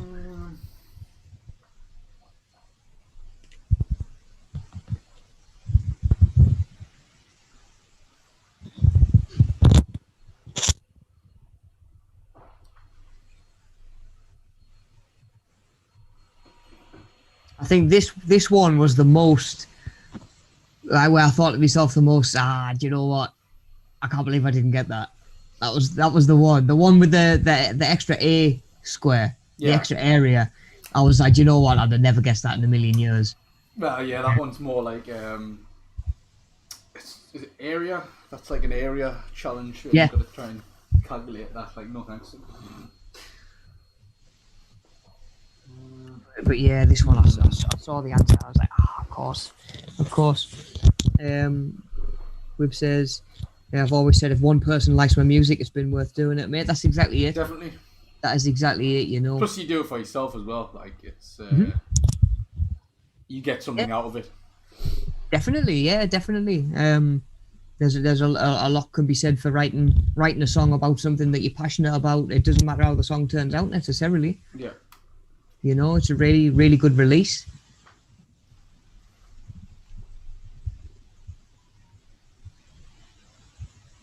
We've just sorted the music room out and got all of that squared up. So I'm enjoying picking the guitar up again a little bit more and having like the time and the space to do it. It makes a world of difference. Yeah, of course it does. It's an age-old hobby, isn't it? Well, yeah, especially when something like going to a concert seems a million miles away at the minute. Yeah. Do you know what I mean? Like, even as things open up, like how do they do that safely? You know. Well, we'll not know for a while. Well, that's it. So yeah, I think music is a big help. It's a big guide as well. You know, be it even just listening to it, playing a little bit yourself. Yeah. Yeah, definitely. Right, buddy, are you ready? Yeah, go on. You ready? Cool. Right, guys. So, we've got this one is L shapes. This one's L shapes. So we've got. Hang on. You make the camera bigger. That's all. Yeah. Yeah. There you go. That show up all right? Yeah. So it's L shapes within L shapes. It is. Yes. There's an L shape right around the like the corner in the middle, the corner of the L, and then we can fit the other three around that. Yeah. So yeah, everybody can have an L-shaped office. It'll all be equal. It would, yeah. And I'll just double checking. Everybody can have a window view as well. Yeah, Just about. You want to be in the number one, I think, because it's probably going to be the warmest. It's got the least outer wall exposure. Oh, good thinking. Good thinking, yeah. That's the one then, that's the one. But everyone will be able to hear what you're doing, so you'll have to be no play music. You have to keep it down. Pros and cons, mate. Pros and cons, isn't it? But yeah, that is how that one is done. Same again. It takes a little bit of thinking about it. Like I say, just stimulates the brain a little bit. Gets it working, wakes it up. Like I say, on the morning I'll get up and do myself a crossword, do a word search, something like that. Just try and get the brain working. Little daft quiz apps and stuff as well, or a game of Tetris. That would do. Yeah, it. Yeah. Good old game of Tetris. I remember there was a DS game years ago came out. It was Dr. Somebody's Brain Training or something like that. Oh yeah. I can't remember what it was called, but it was like. I'm gonna have to Google it. Yeah, that, really sort of picked up. That really sort of took off. I think I remember both my parents using it. You know, and again, it was all just to do with that sort of like critical thinking. You know. Yeah, Dr. Kawashima. That's the one. Yeah. His brain training. Yeah, he was all over the place for a few years. Yeah, I remember. But it was the basics, right? It was just like little puzzles and quizzes and can you draw this and what about this and does that move there and all that. Yeah, Where you've got like maybe it's like three poles and they've all got like rings of different shapes and you're like, right, you've got to get them all inverted. You've got to get the ones that's at the bottom at the top and vice versa, but you can only move them across these three like stuff like that. Yeah. You know, like you say, just little puzzles, that sort of thing. So Wib's asking, do I play an instrument? And the answer is no, not currently. I do have a keyboard in the house which I can play like 2 songs on, and it's like Oh and the Saids and Deck the Halls. And even then, I haven't done that in about 6 weeks, so I'd have to go back. But I could at one point play them both. Now I'm not so sure. Yeah. I got up to learning chords, and I was like, this is too hard. Yeah. I think that was where I got up to like the first time I picked up a guitar. Yeah. I was just looking at it like, no, I can't. Playing it's the melody on the keyboard, so I can play the tune, which is with your right hand, and then you have to play the melody, which goes along with it with your left, and that's the bit where my brain's like, nah. Yeah. Can't I do it? Because it's multitasking, isn't it? Yeah, you know? But it really is like it feels like there's someone pulling on both halves of your brain, and it's just that, and everything stops. Yeah. But you think as well, like, why do musicians will warm up before a gig? Yeah. You know, they'll warm it up to get the brain in the right place. You know, into the right headset, and you know it's really good. Like I say, just for sort of stimulating your mind and. I think you need a space to do it as well, which is my problem at the minute. Like that, the way I'm living, we're upside down. So once I'm sorted, I think I'll have a dedicated space to sit down and do it. But at the minute, I really don't, and it wouldn't be fun. I wouldn't enjoy it if I'm like cramped in and I haven't got anywhere to like relax. But yeah, definitely. If you start doing it and it just feels like a chore. Yeah, well, that's it. I want to be able to enjoy it, so I've put it on hold for the moment. But I would say the same as well. Like if you guys are struggling to do something and you're not enjoying it, I wouldn't necessarily pressure yourself into doing it. I'd just try and set aside some time to do it and enjoy it, because otherwise, what's the point? But yeah, definitely stuff like that. You know, don't drag yourself up first thing in the morning and sit doing word searches and crosswords if that sort of thing would normally drive you crazy and it's just not your thing at all. You know, like Hatham says, find something else, read an article online, something that interests you. You know, of course, being aware what you are looking at and reading online. Of course, there's a lot of misinformation out there about a lot of stuff. Probably worth noting. But yeah, you know, depending if you know where you're looking, you've maybe got a website or a forum that you normally use. You know, we can even have a little bit of interaction with other people as well through these things and these topics, which is just going to get you thinking and get your brain working. Yeah. Like if I jump on the drum kit first thing on the morning, like my brain's not working, I've got 4 limbs just doing their own thing. You know, whereas if you take a little bit of time and wake up and properly engage your mind, you know, 4 limbs doing its own thing at the same time starts to feel a little bit easier. you know, and anything's going to be the same, especially the more you do it. Cool. Right, guys, right, let's spin on then. So just before we finish up and roll into the music video. That's it. Yeah. Me, Wib, and Hatham have filmed a music video this week that we're gonna drop. Yeah, I didn't know about it, so it's a little bit off the cuff, like. Yeah. In fact, no, we'll keep it business as usual. We'll show them the fitness video this week. I think the music video could be a bonus. Yeah. At some point. Yeah. So before we roll into the fitness video, we're just gonna have a little look at diet, the benefits of a healthy diet, and of course, now that we're aware how much your diet and your lifestyle links in with certainly diabetes, onset of diabetes, that sort of thing as well. And you know, we've talked a lot about how difficult certain things might be at the minute when it comes to your food and like livelihood and stuff like that as well, you know. So like I say, it's as good a time as any to start picking up some of this information and start to use it, and like I say, just make sure that we're eating the best diet that we can. So I mean, some of these are going to be quite straightforward. You've probably come across them before.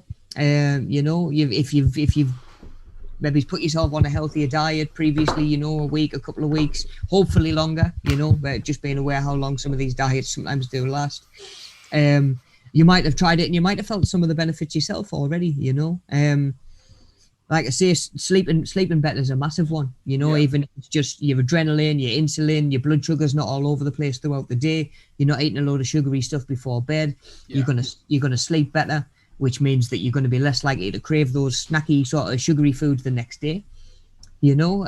So again, sleep's got a huge sort of knock-on effect on the rest of your well-being, I think, more than we realise a lot of the time. And a lot of it could come down to your diet, you know. Are you maybe taking like a load of sugary snacks to bed or something like that, and then not sleeping very well afterwards, you know. There's definitely sort of like a cause and effect there. And then we've got sort of just feeling better. You know, you're going to be more nourished. You've got getting more minerals, more nutrients. You're not eating a lot of sort of what we call empty calories, where you're getting the calorific effect, you know, but you're not getting the nutrients and the minerals from that. I think a lot of people hear empty calories and just think, oh, that's calories that's not going to affect us then. Yeah. You know, or they don't count if they're empty. Like, no, they're still there. They're still there. They're just not giving you anything of any nutritional value at all, really. Yeah, just in and out. Yeah, you know, and that's something to think about as well. If you've got 1,800 calories to allot yourself for the day, you know, and you've got to go to bed feeling relatively full, you're not trying to starve yourself. That's not the point of a diet at all. We're doing it to feel better, not to starve. You know, You've got all sorts to think about, you know. It's a big sort of aspect of your life. This diabetes is going to be, certainly if it gets to that point, it's going to take over pretty much everything, you know. Or interfere with a lot of stuff, you know. Whereas, like I say, you're going to be feeling better, not only in yourself and a little bit more confident. You're going to be feeling better that you've slept better, you know, which does wonders for my mood. You know, I don't know about you guys, but I'm a different person when I get a good night's sleep. Yeah. You know, it does make the world a difference. You look at the amount of bodybuilders and these entrepreneurs and stuff like that they get up at silly o'clock in the morning. They might have an afternoon nap. You know, you've got to be having your sleep. They're like doing all sorts of weird sleep schedules, aren't they? Yeah. But like, and I think I mentioned that last week as well. There is absolutely no way that people are just getting by on like 2-3 hours sleep a night. Yeah. You know, they might be just getting that at night, but they might be napping in the afternoon as well. Like, you see schedules all over the place. But yeah, it's like I say, they're also interlinked. You know, we go from feeling better, you're gonna have more energy, and we've got more energy on there as well. You know, you're going to be feeling more revitalized. You're going to have more chance of your body repairing itself better as well. Yeah. You know, your body's not necessarily working as hard to repair itself because it's getting what it needs. And then, like I say, you're going to be feeling better for that, like sleeping better, more confidence in yourself. You might have a little bit more control over your weight. You know, you might have a little bit more control over your own weight, which might help your relationship with yourself. You know, not that I ever think anybody's weight should determine their relationship with themselves, but you know that there's people out there that struggle with that as well. You know, being able to control your weight, sometimes it can affect your self-image, which is massively important. You know, and your self-confidence, not just the health side of things as well. You know, when we're talking about making things easier for your heart and your lungs, and your body just to regulate itself. Like I say, we're giving your body a lot more chance. Yeah, of course. It makes it easier all around, doesn't it? And they're not like the might go hand in hand. The better you start to feel, the rest of the stuff will all start to come. That's it. You know, for all it is a vicious cycle, and while everything's going against you, it feels quite overwhelming. Yeah. As soon as you can get, like you say, just something in place that makes you feel better, you know, or even start to feel better. It's kind of like when you start the gym. Do you know what I mean? The first couple of weeks is going to be a big change to a routine, and you're probably going to ache a lot, and it's probably not going to be the nicest experience. Yeah. You the first day you walk past the mirror and realize that you've maybe toned up a little bit, or dropped a little bit of weight, or put a little bit of weight on. You know, your confidence in yourself, in yourself, and your ability to do it skyrockets. You know, or it can. You know, and you're thinking to yourself, right, I'm building momentum now, which is more often or not the first step. Yeah. You know, to making these changes, try and build a little bit of momentum, to the point where setbacks don't derail you altogether. Because that's the thing, early on in the process, little setbacks is sometimes all it takes to put you off. Which is why I always have said start with the easiest thing. Start with the easiest thing that you think is going to be to control, be it sugary snacks, be it your sleeping, be it caffeine before bed, anything like that. Take whatever you're going to think is going to be easiest, get it under your belt, get it nailed, and you've got traction. Then you've got momentum, and you're moving forward. Yeah. It'll come as well. Like it will, of course, it will. That's the thing. It's being realistic, isn't it, buddy? Like realizing that it's going to take a little bit of time. You're not going to get all the everything done in one go. You know, it does take that little bit of time. It'll take years. It will. You know, and then as things change and your lifestyle change and your circumstances change, diet needs to change around that as well. Yeah. You know, my diet looks different like to this time last year. This time last year, I was running around the gym like 12 hours a day, maybe. Whereas at the minute, I'm not. You know, I'm a lot more sedentary. I'm needing to go out for walks to get my steps in. You know, rather than coming home at the end of the day with 30,000 steps. Yeah. You know, Wibbs just said there, my diet is a lot better with Mel's help. Yeah, you know, there's no harm as well in saying to yourself, look, I don't really know where to start with this diet stuff. Ask for a little bit of help. You know, I'm always more than happy to help. I know Mel will talk anybody's ear off about diet. You know, and certainly anybody who's keen to make a change themselves, because that's why we do what we do. Like. It doesn't even necessarily mean less food all the time. It just means better choices as well. So you might have the same amount of meals, but what you eat is just better quality, more nutrition. Yeah, definitely. Yeah, you're not saying like if you've got like I say 1,800 calories to work with for the day, and if you go out and like spend 1,000 of them on McDonald's, then you're not getting really any nutrients in. You've then only got 800 calories left for the day to get all of that stuff that your body needs. Yeah, and you can possibly even eat more often. Some people's thing is they don't eat often enough, but then when they do, they eat loads. So you might end up eating smaller portions of better food more often, and that'll be better than having 2 big meals a day or one. It can be surprising how much it'll fill you up. Yeah, definitely. Or like you say, just help with your digestion. Yeah. As well, you know, and just taking that food in. But your body's not gonna store as much fat if you do it over the course of the day, because it uses it as you go on. Yeah, can use it a little bit better. You know, you're stimulating your digestive system. Yeah. You're stimulating sort of what we call protein synthesis as well, which is encouraging your body to be rebuilding muscles and stuff like that. It's why a lot of bodybuilders are like every 2 hours, just to keep that effect going and sort of renew that effect, rather than just eat all the calories like once in the morning and once at night. Yeah, your body goes without it for a while, so as soon as it gets it, it's like, right, I'm storing it because you're not feeding me properly. So I need that for another 24 hours possibly, because you're not eating right.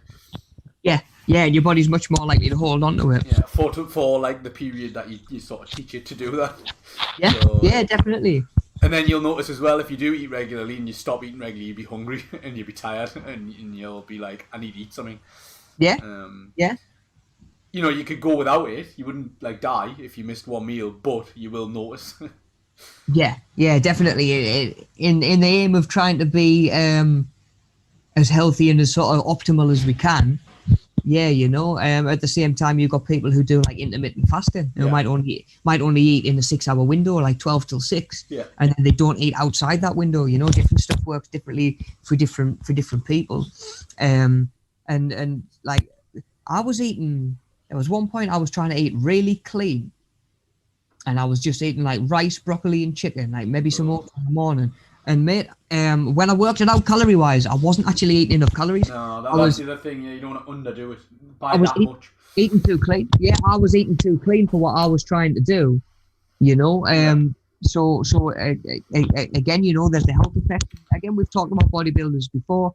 When they get on stage and they're looking in their most ripped phase and they're looking absolutely shredded to death. Yeah. They're probably malnourished. Oh, they definitely are. They're dehydrated, they're malnourished. They haven't eaten in like days properly. Yeah. They'll probably had some like minimal carbs and protein, but it'll not be a lot, and they'll have had no water, next to no water, as well for like a day or two. Yeah, and they have to obviously supplement a lot of it as well. You know. Fighters do it as well. Boxers, UFC fighters, you'll see they'll come into the weigh-in and they'll be like a rake, and then they'll go and they'll have like a big pile of carbs and probably meat or meat alternative, and water. They'll fill themselves back up with like probably 20 liters of water across 2 days to get back in to like good shape for the fight. Yeah, well, you have to. Yeah, you have to. But it's really dangerous doing stuff like that as well. Like if you're training and you're in a calorific deficit, by a little bit it's okay because that's how you lose weight. But by a lot, you're running your body like down to the ground. It's running on empty, and then you can't sustain that for a long time. Yeah, and that is where your body's much more likely to hold on to stuff that you are giving it. You know, be it the odd treat, be it when you go off the deep end or fall off the wagon. You know, that is when your body's going to say, "Well, I haven't been getting this. I haven't been getting enough." So slight deficit you'll always manage with, and that's how you will lose weight probably the quickest. But like a massive deficit like what you were doing, Rob, where it's just chicken, broccoli and that's it, and rice. That's not going to be enough to sustain you for a long time. No, I was eating 4 of them a day. Yeah. I was eating 4 of them meals a day, and then I sat down and worked out what maybe 300 calories, 400 calories a per go. Meal. Yeah. You know, which barely puts you on what, 1,200 for the day? I mean, what is it? Is it 1,500 for a woman and 2,000 for a man? On average, yeah. On average. There's sort of guidelines that they'll get to work. And that's like bog standard if you're doing nothing. Like that's based on just a regular like sedentary person, right? So like if you're just sitting all day doing absolutely nothing, that's the calories you would need to survive, not necessarily. And again, if you're ill, if you've got diabetes, if your body's working any harder than the bog standard person on the street, you're going to need probably slightly more. Needs more, yeah, definitely. I think a lot of people get obsessed with like, oh, it's got too many calories in, and it's like, okay, but what are you doing? Like I know people who go on the ketosis diet or the meat only diet, but they'll just do it for like ever. And I'm like, that's not how it works. Like, even the disclaimers on the website are like, don't do this for any more than 6 months because you're like probably gonna die. Like, you're depriving your body of a lot of stuff that it would normally be needing, and it does still need, but it would normally be getting. It's a risk reward, right? Like it's a calculated risk of for this period of 2 months, I'm gonna do this. I'm gonna not feel great probably, but the overall health benefit of losing 5 stone is gonna be more than this 2-3 month period is going to cost us, sort of thing. Yeah, definitely. You know, and just quick from my point of view as the PT, you know, before we spin on, I've always said sort of think about how much time you've got to hit your goal as well. Do you know what I mean? Granted, if you've got to be ready for a wedding in 3 months, you know, maybe should have started a little bit sooner, you know, but you might have to be a little bit stricter in that scenario, you know. If you're training with somebody who's training for a wedding and you're not bothered, do you know what I mean? And you're just like, oh, I'll just make my own progress. You don't necessarily need to copy what they're doing. You know, don't burn yourself out by going 5 days a week. Start with 3, you know, or start with 2, if that's what makes you happy. And that's why, again, you know, it's personal training for a reason. We're all different. We all work different. And especially with your diet, don't just be necessarily roped into what somebody else is doing because it works for them. You know, yeah, I mean, that's a good point. Like, some of my their calories. Yeah, I mean, some of my mates are like really big into fitness, but they're big into fitness in terms of lifting weights. So they want to lose weight and strip down. And I when I was training like that, I needed to go the other way. So it would make absolutely no sense for me to be on the same diet as them because my body type's entirely different. Exactly, yeah, you know. So they were on like the ketosis diet or the high protein diet, and I'm like, well, if I do that, I'm not going to have any energy because I need the carbs. Like, instantly, I have to have them, otherwise I'm not going to be able to train. Yeah, ectomorph, bulking, and no carbs. Yeah, just don't go. It just doesn't go. No, it doesn't. Mate, it doesn't. But you can work all that stuff out. Like I said, if you use like the my Fitness Pal has it, where it's a little calculator where you put your goal in, and it tells you put your weight, your height, your age, and your goal, and it'll tell you what you need to do. Do you need to have fewer calories? Do you need to have more calories? And it's just a guideline. Like, you don't have to stick to it massively, but you know whether you can track it and say, okay, well, I'm having 2,800 a day, and actually I only need to be having 2,200. Like, I'm about 600 calories over. Yeah. Can I come back? Probably, yeah. Yeah. Now, in that case, my advice would be don't drop straight down from 2,800 to 2,000 or 2,200, because that's what people do. They'll put in there, they'll work out their sort of basal metabolic rate, what we call it, which is how many calories you need, your body needs just to sort of maintain itself. Yeah. So what they'll do, and they'll just go straight away, I need to be at that. I need to be on that then. And you go from eating 3,000 calories a day to 1,500, you know what I mean? Whereas the way I always start with people, I wouldn't even give them a food plan the first week. I would say you just go away and write down what you normally eat. And then by gauging what your body's used to, I can knock 10% of calories off that, for example, and hold you in a small deficit, like 90% of the calories that you need. And it'll come down slowly, safely, and hopefully in a way that's not going to leave you starving and like your life's upside down as well. Yeah.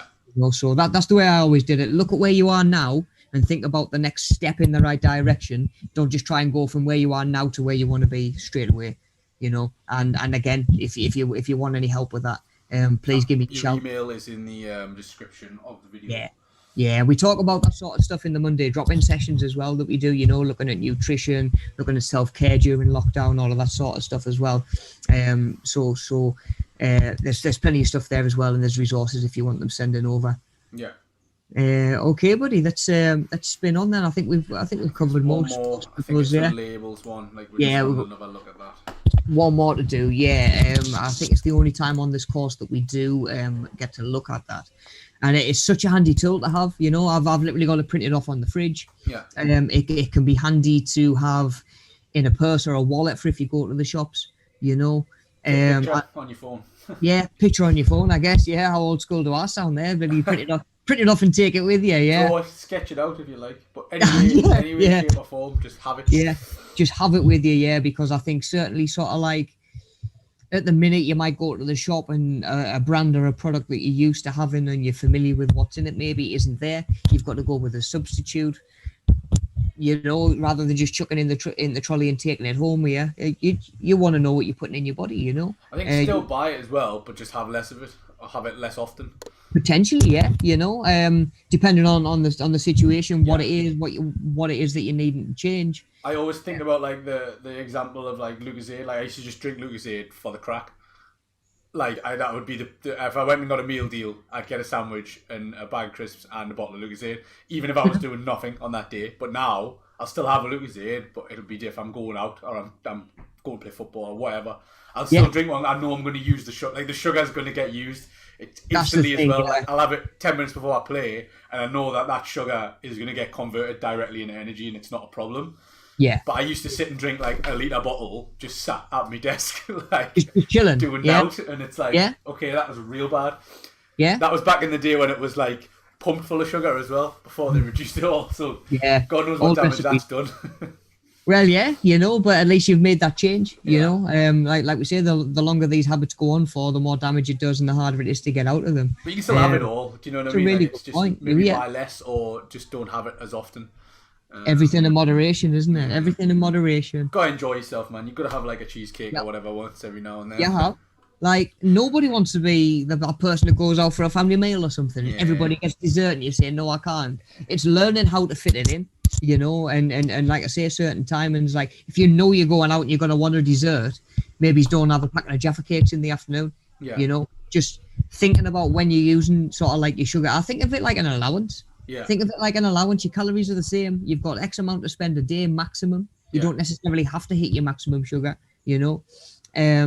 and then just think about when you're having it. Like you say, if you're just having a quiet night in, watching a few movies, that's all right, If you're going to have a couple of snacks, think about, right, what am I going to do in the morning? What am I going to wake up tomorrow and do to burn some of this off at least? When you're depleted as well, I think that's my biggest problem. Like I do try and avoid sugar quite often, but like if you've been sweating a lot and you're really tired, like you need a bit of sugar. Yeah, you really do, and it helps so much. Especially if you've got diabetes, you'll know. But if your blood sugar drops, like you feel awful. yeah, definitely. Sugar's like fat in the sense that I think we've been sort of programmed to be scared of it. Well, when they're taxing it, we definitely do. Like they've brought out its own tax to be like, no, you can't have it. It costs more now. Shouldn't have it. Yeah. It makes it a bit like almost illegal. Like proper taboo snacks. Yeah. Which I think is a bit dangerous because I think a lot of people just try and cut it out entirely. Yeah. Without realizing at the end of the day that sugars and fats are something that our body needs on a basic level. Just maybe not in the abundance that we've got it in our diets today. So what do you think is the best like source of sugar? Because obviously you can get natural content and then there's like refined. So what would you say would be the best to look for if you were going? Per day? I would say I would be looking at like fruits and stuff like that. Fruits is your more natural sugars. It's not like that white refined sugar. Yeah. But being aware that your body's going to take that sugar and convert it into sort of like glucose and glycogen. Breaks it down, doesn't it? And that is exactly what it'll do with the potato as well. It just takes longer. Yeah. It takes longer for your body to convert that into or to break it down and use it in the sort of in the state that you need it in, which is why footballers will have a couple of Jaffa cakes before they go on the pitch because it kicks Jam in on toast, I think, is what they often have. It kicks in now or kicks in soon, whereas somebody who's running a marathon the next day.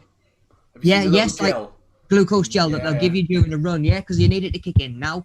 Whereas a runner might also have a big starchy bowl of pasta the night before they run, loads of carbs the day before, loads of potato, this, that, and the other, and to fuel them the next day. So again, thinking about what you're taking in and when you're going to use it, and if you need it right now, like Hatham says, there's nothing that says no, you can't ever have that, like ever. Just try and be smart about your timings. Think about when you're having it. Are you going to have a load of snacks before you go to bed, or are you going to have them either just before or just after you've trained? Eating before bed's a funny one. Like, is there any? I don't know what the science is at the minute. The current scientific thinking behind eating before going to bed. But I was always, when I've looked it up and been chatting to people, it's always been like a bit of a no-no. Like you shouldn't eat right before you go to bed. I think just in terms of your sleeping and your certainly like your digestion and stuff like that as well. I've always kind of trained others to the philosophy of what you have in a day is more important than when you have it. Okay. Get the content down and then worry about the timings. Yeah. But at the same time, it's gonna have other effects as well, isn't it? Like you say, interfering with your sleep, especially if it's sugary stuff. Are you full? Are you uncomfortable? Are you going to be laying down maybe? A lot sooner. It's not going to help with digestion. Your body pulling nutrients and stuff out of your food. You maybe going to be feeling a bit rough the next day and having like a really bad sleep. I think the problem is what a lot of people that leave it till that time of night to eat do is then eat the wrong stuff. You think I'll just grab something quick before bed, so you'll have like beans, like cheese on toast or something like that, which isn't necessarily ideal.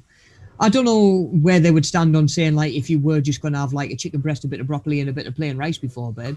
I think It's not going to be the end of the world, as opposed to not eating and starving. You know, I think, to be honest, I think sometimes it's probably unavoidable. Like, you know, if you're busy or you've been at work, like some people work shifts, for example. So if you work shifts, you get in at, if you're on back shift and you get in at 12 o'clock at night, you're probably starving because you've been in since 2 o'clock. So, and you're gonna go to bed because you're knackered. So it's simply unavoidable, I think, at times. But I think I remember reading it. It's got something to do with like your higher chance to store fat or something like that as well.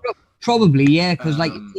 Whereas if you eat some snacky stuff during the day, at least your body is still doing something. Yeah, so you've got an opportunity to burn it. I think that's what it was. Yeah. When I remember reading up on it. When you go to bed, like obviously you're not even pottering around the house. You're not hoovering. You're not doing the washes. Like the dishes and stuff like that. You are totally just still and sedentary. So yeah, your body's going to say, I don't need any of this now, really.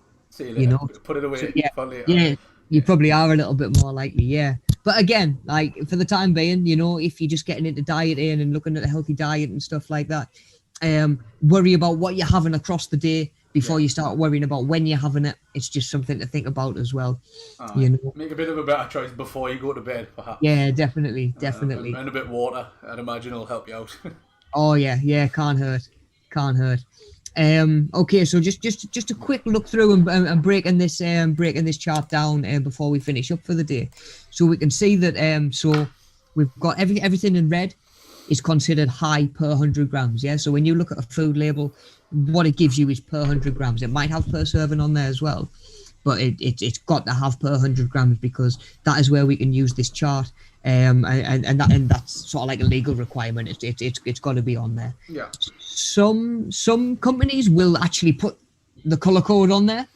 You know, normally the ones that are healthier, that can advertise all the greens. You know, we're low in this, we're low in that. If something hasn't got any colors on at all, it looks a little bit suspect to me, and I'll be thinking to myself, well, why aren't they shouting about how good it is? What's wrong with this meal? Yeah, what is wrong with it? Yeah. So for sugar, per 100 grams, remember everything over 15 grams is considered high.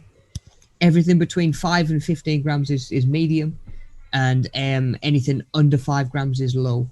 You know, and this chart is working already in that companies are changing recipes to fit into different colors and to fit into different pans. You know, I think Heinz have made their baked beans 4.9 grams sugar from nearly double that when. So now they can say low in sugar. I think they've even like branded them differently. Like the low in sugar ones or reduced sugar ones have got like a different color, blue on the packet, I think. Yes, I think they do. Yeah, a lot of stuff does. Like even like I've noticed like Baby Bells and stuff like that. Yeah, different colours ones do. Like I say, they're either like low in fat or they've got less salt in or whatever it is, but they'll brand it differently. They usually do. Yeah, make a big deal out of it because they want like loads of applause and that. Yeah, 100%. But you know, it helps you as a consumer, so it's not really a problem. Like, you know, as long as you're getting a benefit from it, it doesn't really matter. Yeah, definitely. You know. Okay, so yeah, sugar again. You know, we'd mentioned that we do need it. Just be aware how much is in the food that you're eating because food. Oh, Gaz has just gone in the chat. He said, "Morning, I've just woke up again." Morning, Gaz. I hope you're feeling a bit better this morning, man. Yeah. Yeah, definitely. It's you'll get away with being indoors and taking it easy at the minute because the weather's atrocious. So while it is, just rest up. Yeah, definitely, man. Take the chance. You don't want to be outside not feeling too great at the minute. Probably make you worse. No, definitely not. Yeah, just take the chance to rest up a little bit, buddy. Okay, so for fat. You know, again, it's something that we need in our diet. We know that we need it in our diet. For fat, anything over 20 grams per 100 grams is considered high fat. Yeah. Between 3 and 20 is medium. So again, be aware that that's quite a big difference. You know, you can have one food that's got 4 grams of fat in and one that's got 19 grams of fat in. You know, one's got 4 times as much fat as the other, but they're both in that medium bracket. Yeah, so that's just something to be aware of as well. And anything under 3 grams is considered low. Again, yeah. Then we've got saturated fats, which is the unhealthy fats. You know, so we're saying like we need fat, but only so much of it. And ideally only the good fats, like, you know, in an ideal world, if you can. Yeah, saturated fat, you know, we're all going to be exposed to a little bit, you know, be it in meats, be it in other sort of products that we're having as well. Saturated fat is the one to watch out for, and that is anything over 5 grams per 100 is considered high. So yeah, you know, when you're looking at fat, make sure you look at that saturated fat content as well. Anything between 1.5 and 5 grams is considered medium, and you've got to be under 1.5 grams of saturated fat to be low. And then salt to finish us up is another it's another sneaky one, because I think we're tempted to add a lot of salt without realizing how much salt might come in our food already. well yeah that's it, you know. And we might be buying certain food, like we say, especially at the minute, that's going to last longer. It's got preservatives in. Salt's one of them preservatives, yeah. Ready meals, yeah. Salt, really sort of prevalent in them ready meals. And then we might be tempted to sit down and add a little bit ourselves. Yeah. You know, just for taste. Yeah. And like I say, just not being aware how much of it is coming in our food. You know, we've looked on other courses that we've done. We've looked at specific food labels. You know, different brands of chips. Some of them might have like a lot more salt than others. Crisps, you know, potato crisps. Some of them might have more salt, some have more saturated fat. And like I say, just be aware of what is high and what's what, because more often than not, if anything falls into the higher bracket, it's not going to have the colours on there, you know, because they know that puts people off. They have to put the information, but they don't have to put the colour code on there, you know. So if you don't see that colour chart, maybe just take a minute to be asking and thinking about why, you know. Sugar, you want really salt, you want no more than 6 grams a day. You know, be it amongst food that you're eating, additional salt that you're adding to stuff. But again, something like MyFitnessPal can actually help you track that, because if you can scan a barcode or put a certain meal in, it can tell you how much salt is in that as well. It might come up as sodium. It might show up as sodium on the food labels itself sometimes. Sodium and salt, just sort of interchange them, really, you know. But yeah, you can get an idea how much salt you're having in the foods that you're buying by tracking it on stuff like MyFitnessPal. Yeah, your food trackers are normally quite useful, because they'll pop up with like a message saying this food is high in such and such. Equally, it'll tell you if it's low. So if you're using something that's really low in saturated fat, it'll tell you. Yeah, and that's good. It's good to know. Yeah, it might do a review at the end of the week. If you look at the week on average, you might say, look, I'm well under on potassium. You know, I'm nowhere near where I need to be on potassium for the week. And salt's no different. And it's really helpful in tracking that sort of stuff as well. And of course, if you just whip out your phone, scan a barcode in the shop, you know, it'll pull up the information. It might there and then not necessarily tell you what's high in what. So again, it's quite handy to have that information. And just be familiar with the chart, I guess. Yeah. You know, just so you can analyse what it is. Because I think at the minute, I don't think anybody really wants to spend more time in the shops than they need to, with 2 things in the hand going, do I want this one? Do I want this one? Is this better? Is that better? You can be there all day. I think our aim for all of us at the minute is get in the shop, get round and get out. Yeah. So again, stuff like this can really speed up the process when you're in the shops and getting your food and then getting back home safe. Yeah. So yeah, that's handy. Like Hatham says, snap a picture of it, stick it on the fridge, have it somewhere in the kitchen, just somewhere where you can look at it when you need to. But it's a really good tool to be using just when we're looking at a healthy diet, you know. And I think if anything that we've sort of concluded today, I'd say that there's no better time than now to be looking at what we're eating. As much as anything, we don't have access to a lot of the exercise that we can to burn it off, and sort of dig ourselves out of some of the holes that we make with our diet. You know, we need to be a little bit more on the ball right now. So of course, yeah, if you've got any questions, Wib, I've just seen that last question, buddy. I'll drop you an email. In terms of body composition and stuff like that, though, it's normally there's not really any exercises to help with sort of like a higher level of body fat than you'd like. You know, I've had people in the gym that are saying, "Oh, I've got a little bit of a belly. I'm just going to do a load of sit-ups to get rid of it."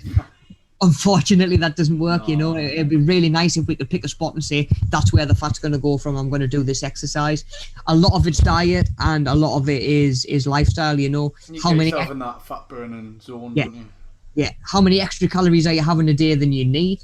You know, are you like Hatham says, are you stimulating your body to burn stored fat as well? You know, because that's what it is. I think of stored fat, it's your body's nest egg. It's your body's get out of free card. It's if food ever dries up, this is me store. This is me bank account. You know, and you've got to try and convince your body to part with its resources, its vital like survival resources, and putting it in a state of, like you say, buddy, being underfed. It puts your body into shock more than anything. It doesn't want to let go of it. Yeah. It's that smaller deficit that makes your body sort of a little bit happier to let it go in smaller amounts, you know. But there's no specific exercises really. You know, you're looking at maybe cardio, maybe it's a little bit more moving. You're going to burn more calories going for a walk. And standing there with a resistance band and doing 3 sets of 20 bicep curls. You know, you're just going to burn that many more calories. And at the end of the day, that's what's going to start chipping away. Longer walks as well, isn't it? So you get your heart rate in a certain zone, and you can just keep blasting off a walk, and you should get like into that area where your body's burning fat. Yeah, definitely. You know, looking at them different heart rate zones, just like you say, just steady away. You know, maybe there's a little bit more movement if you can manage that. Same again. Sometimes you've got to go the other way. You can't manage a little bit more movement, so you've got to be a little bit more on the ball with your food. Yeah. You know, food will definitely help. Like definitely. It will. Yeah. You know, sugars, even a lot of carbs that you don't necessarily need. You know, I think it's sort of traditional that we might have like big bowls of pasta, rice, like tatties, stuff like that, you know. A generation ago, 2 generations ago, we were doing a lot more manual labour than we are now. And we maybe don't need a lot of the carbohydrates that we're having these days, and some of the fats as well. But that would be where I would start anyway, buddy. I would say if you're keen on making changes to your diet, just start tracking your diet now. Then we can have a look at what your body's used to and just come down like a half step from there and just make it slow and steady where your body's going to be able to cope with that, rather than panicking and thinking, oh, I'm getting 600 calories less than I need every day, you know. So yeah, we'll sort of play that between ourselves the next couple of weeks. But if you decide that you do want to do that, start keeping a food diary, track your calories and stuff like that. Again, if you need help with that, we can cover that. We do that in the Monday drop-ins as well. But yeah, if you want to start tracking your food, then I can maybe have a look and say, right, your body's used to this. We can pull it down to here safely, without it being too much of a drastic change as well.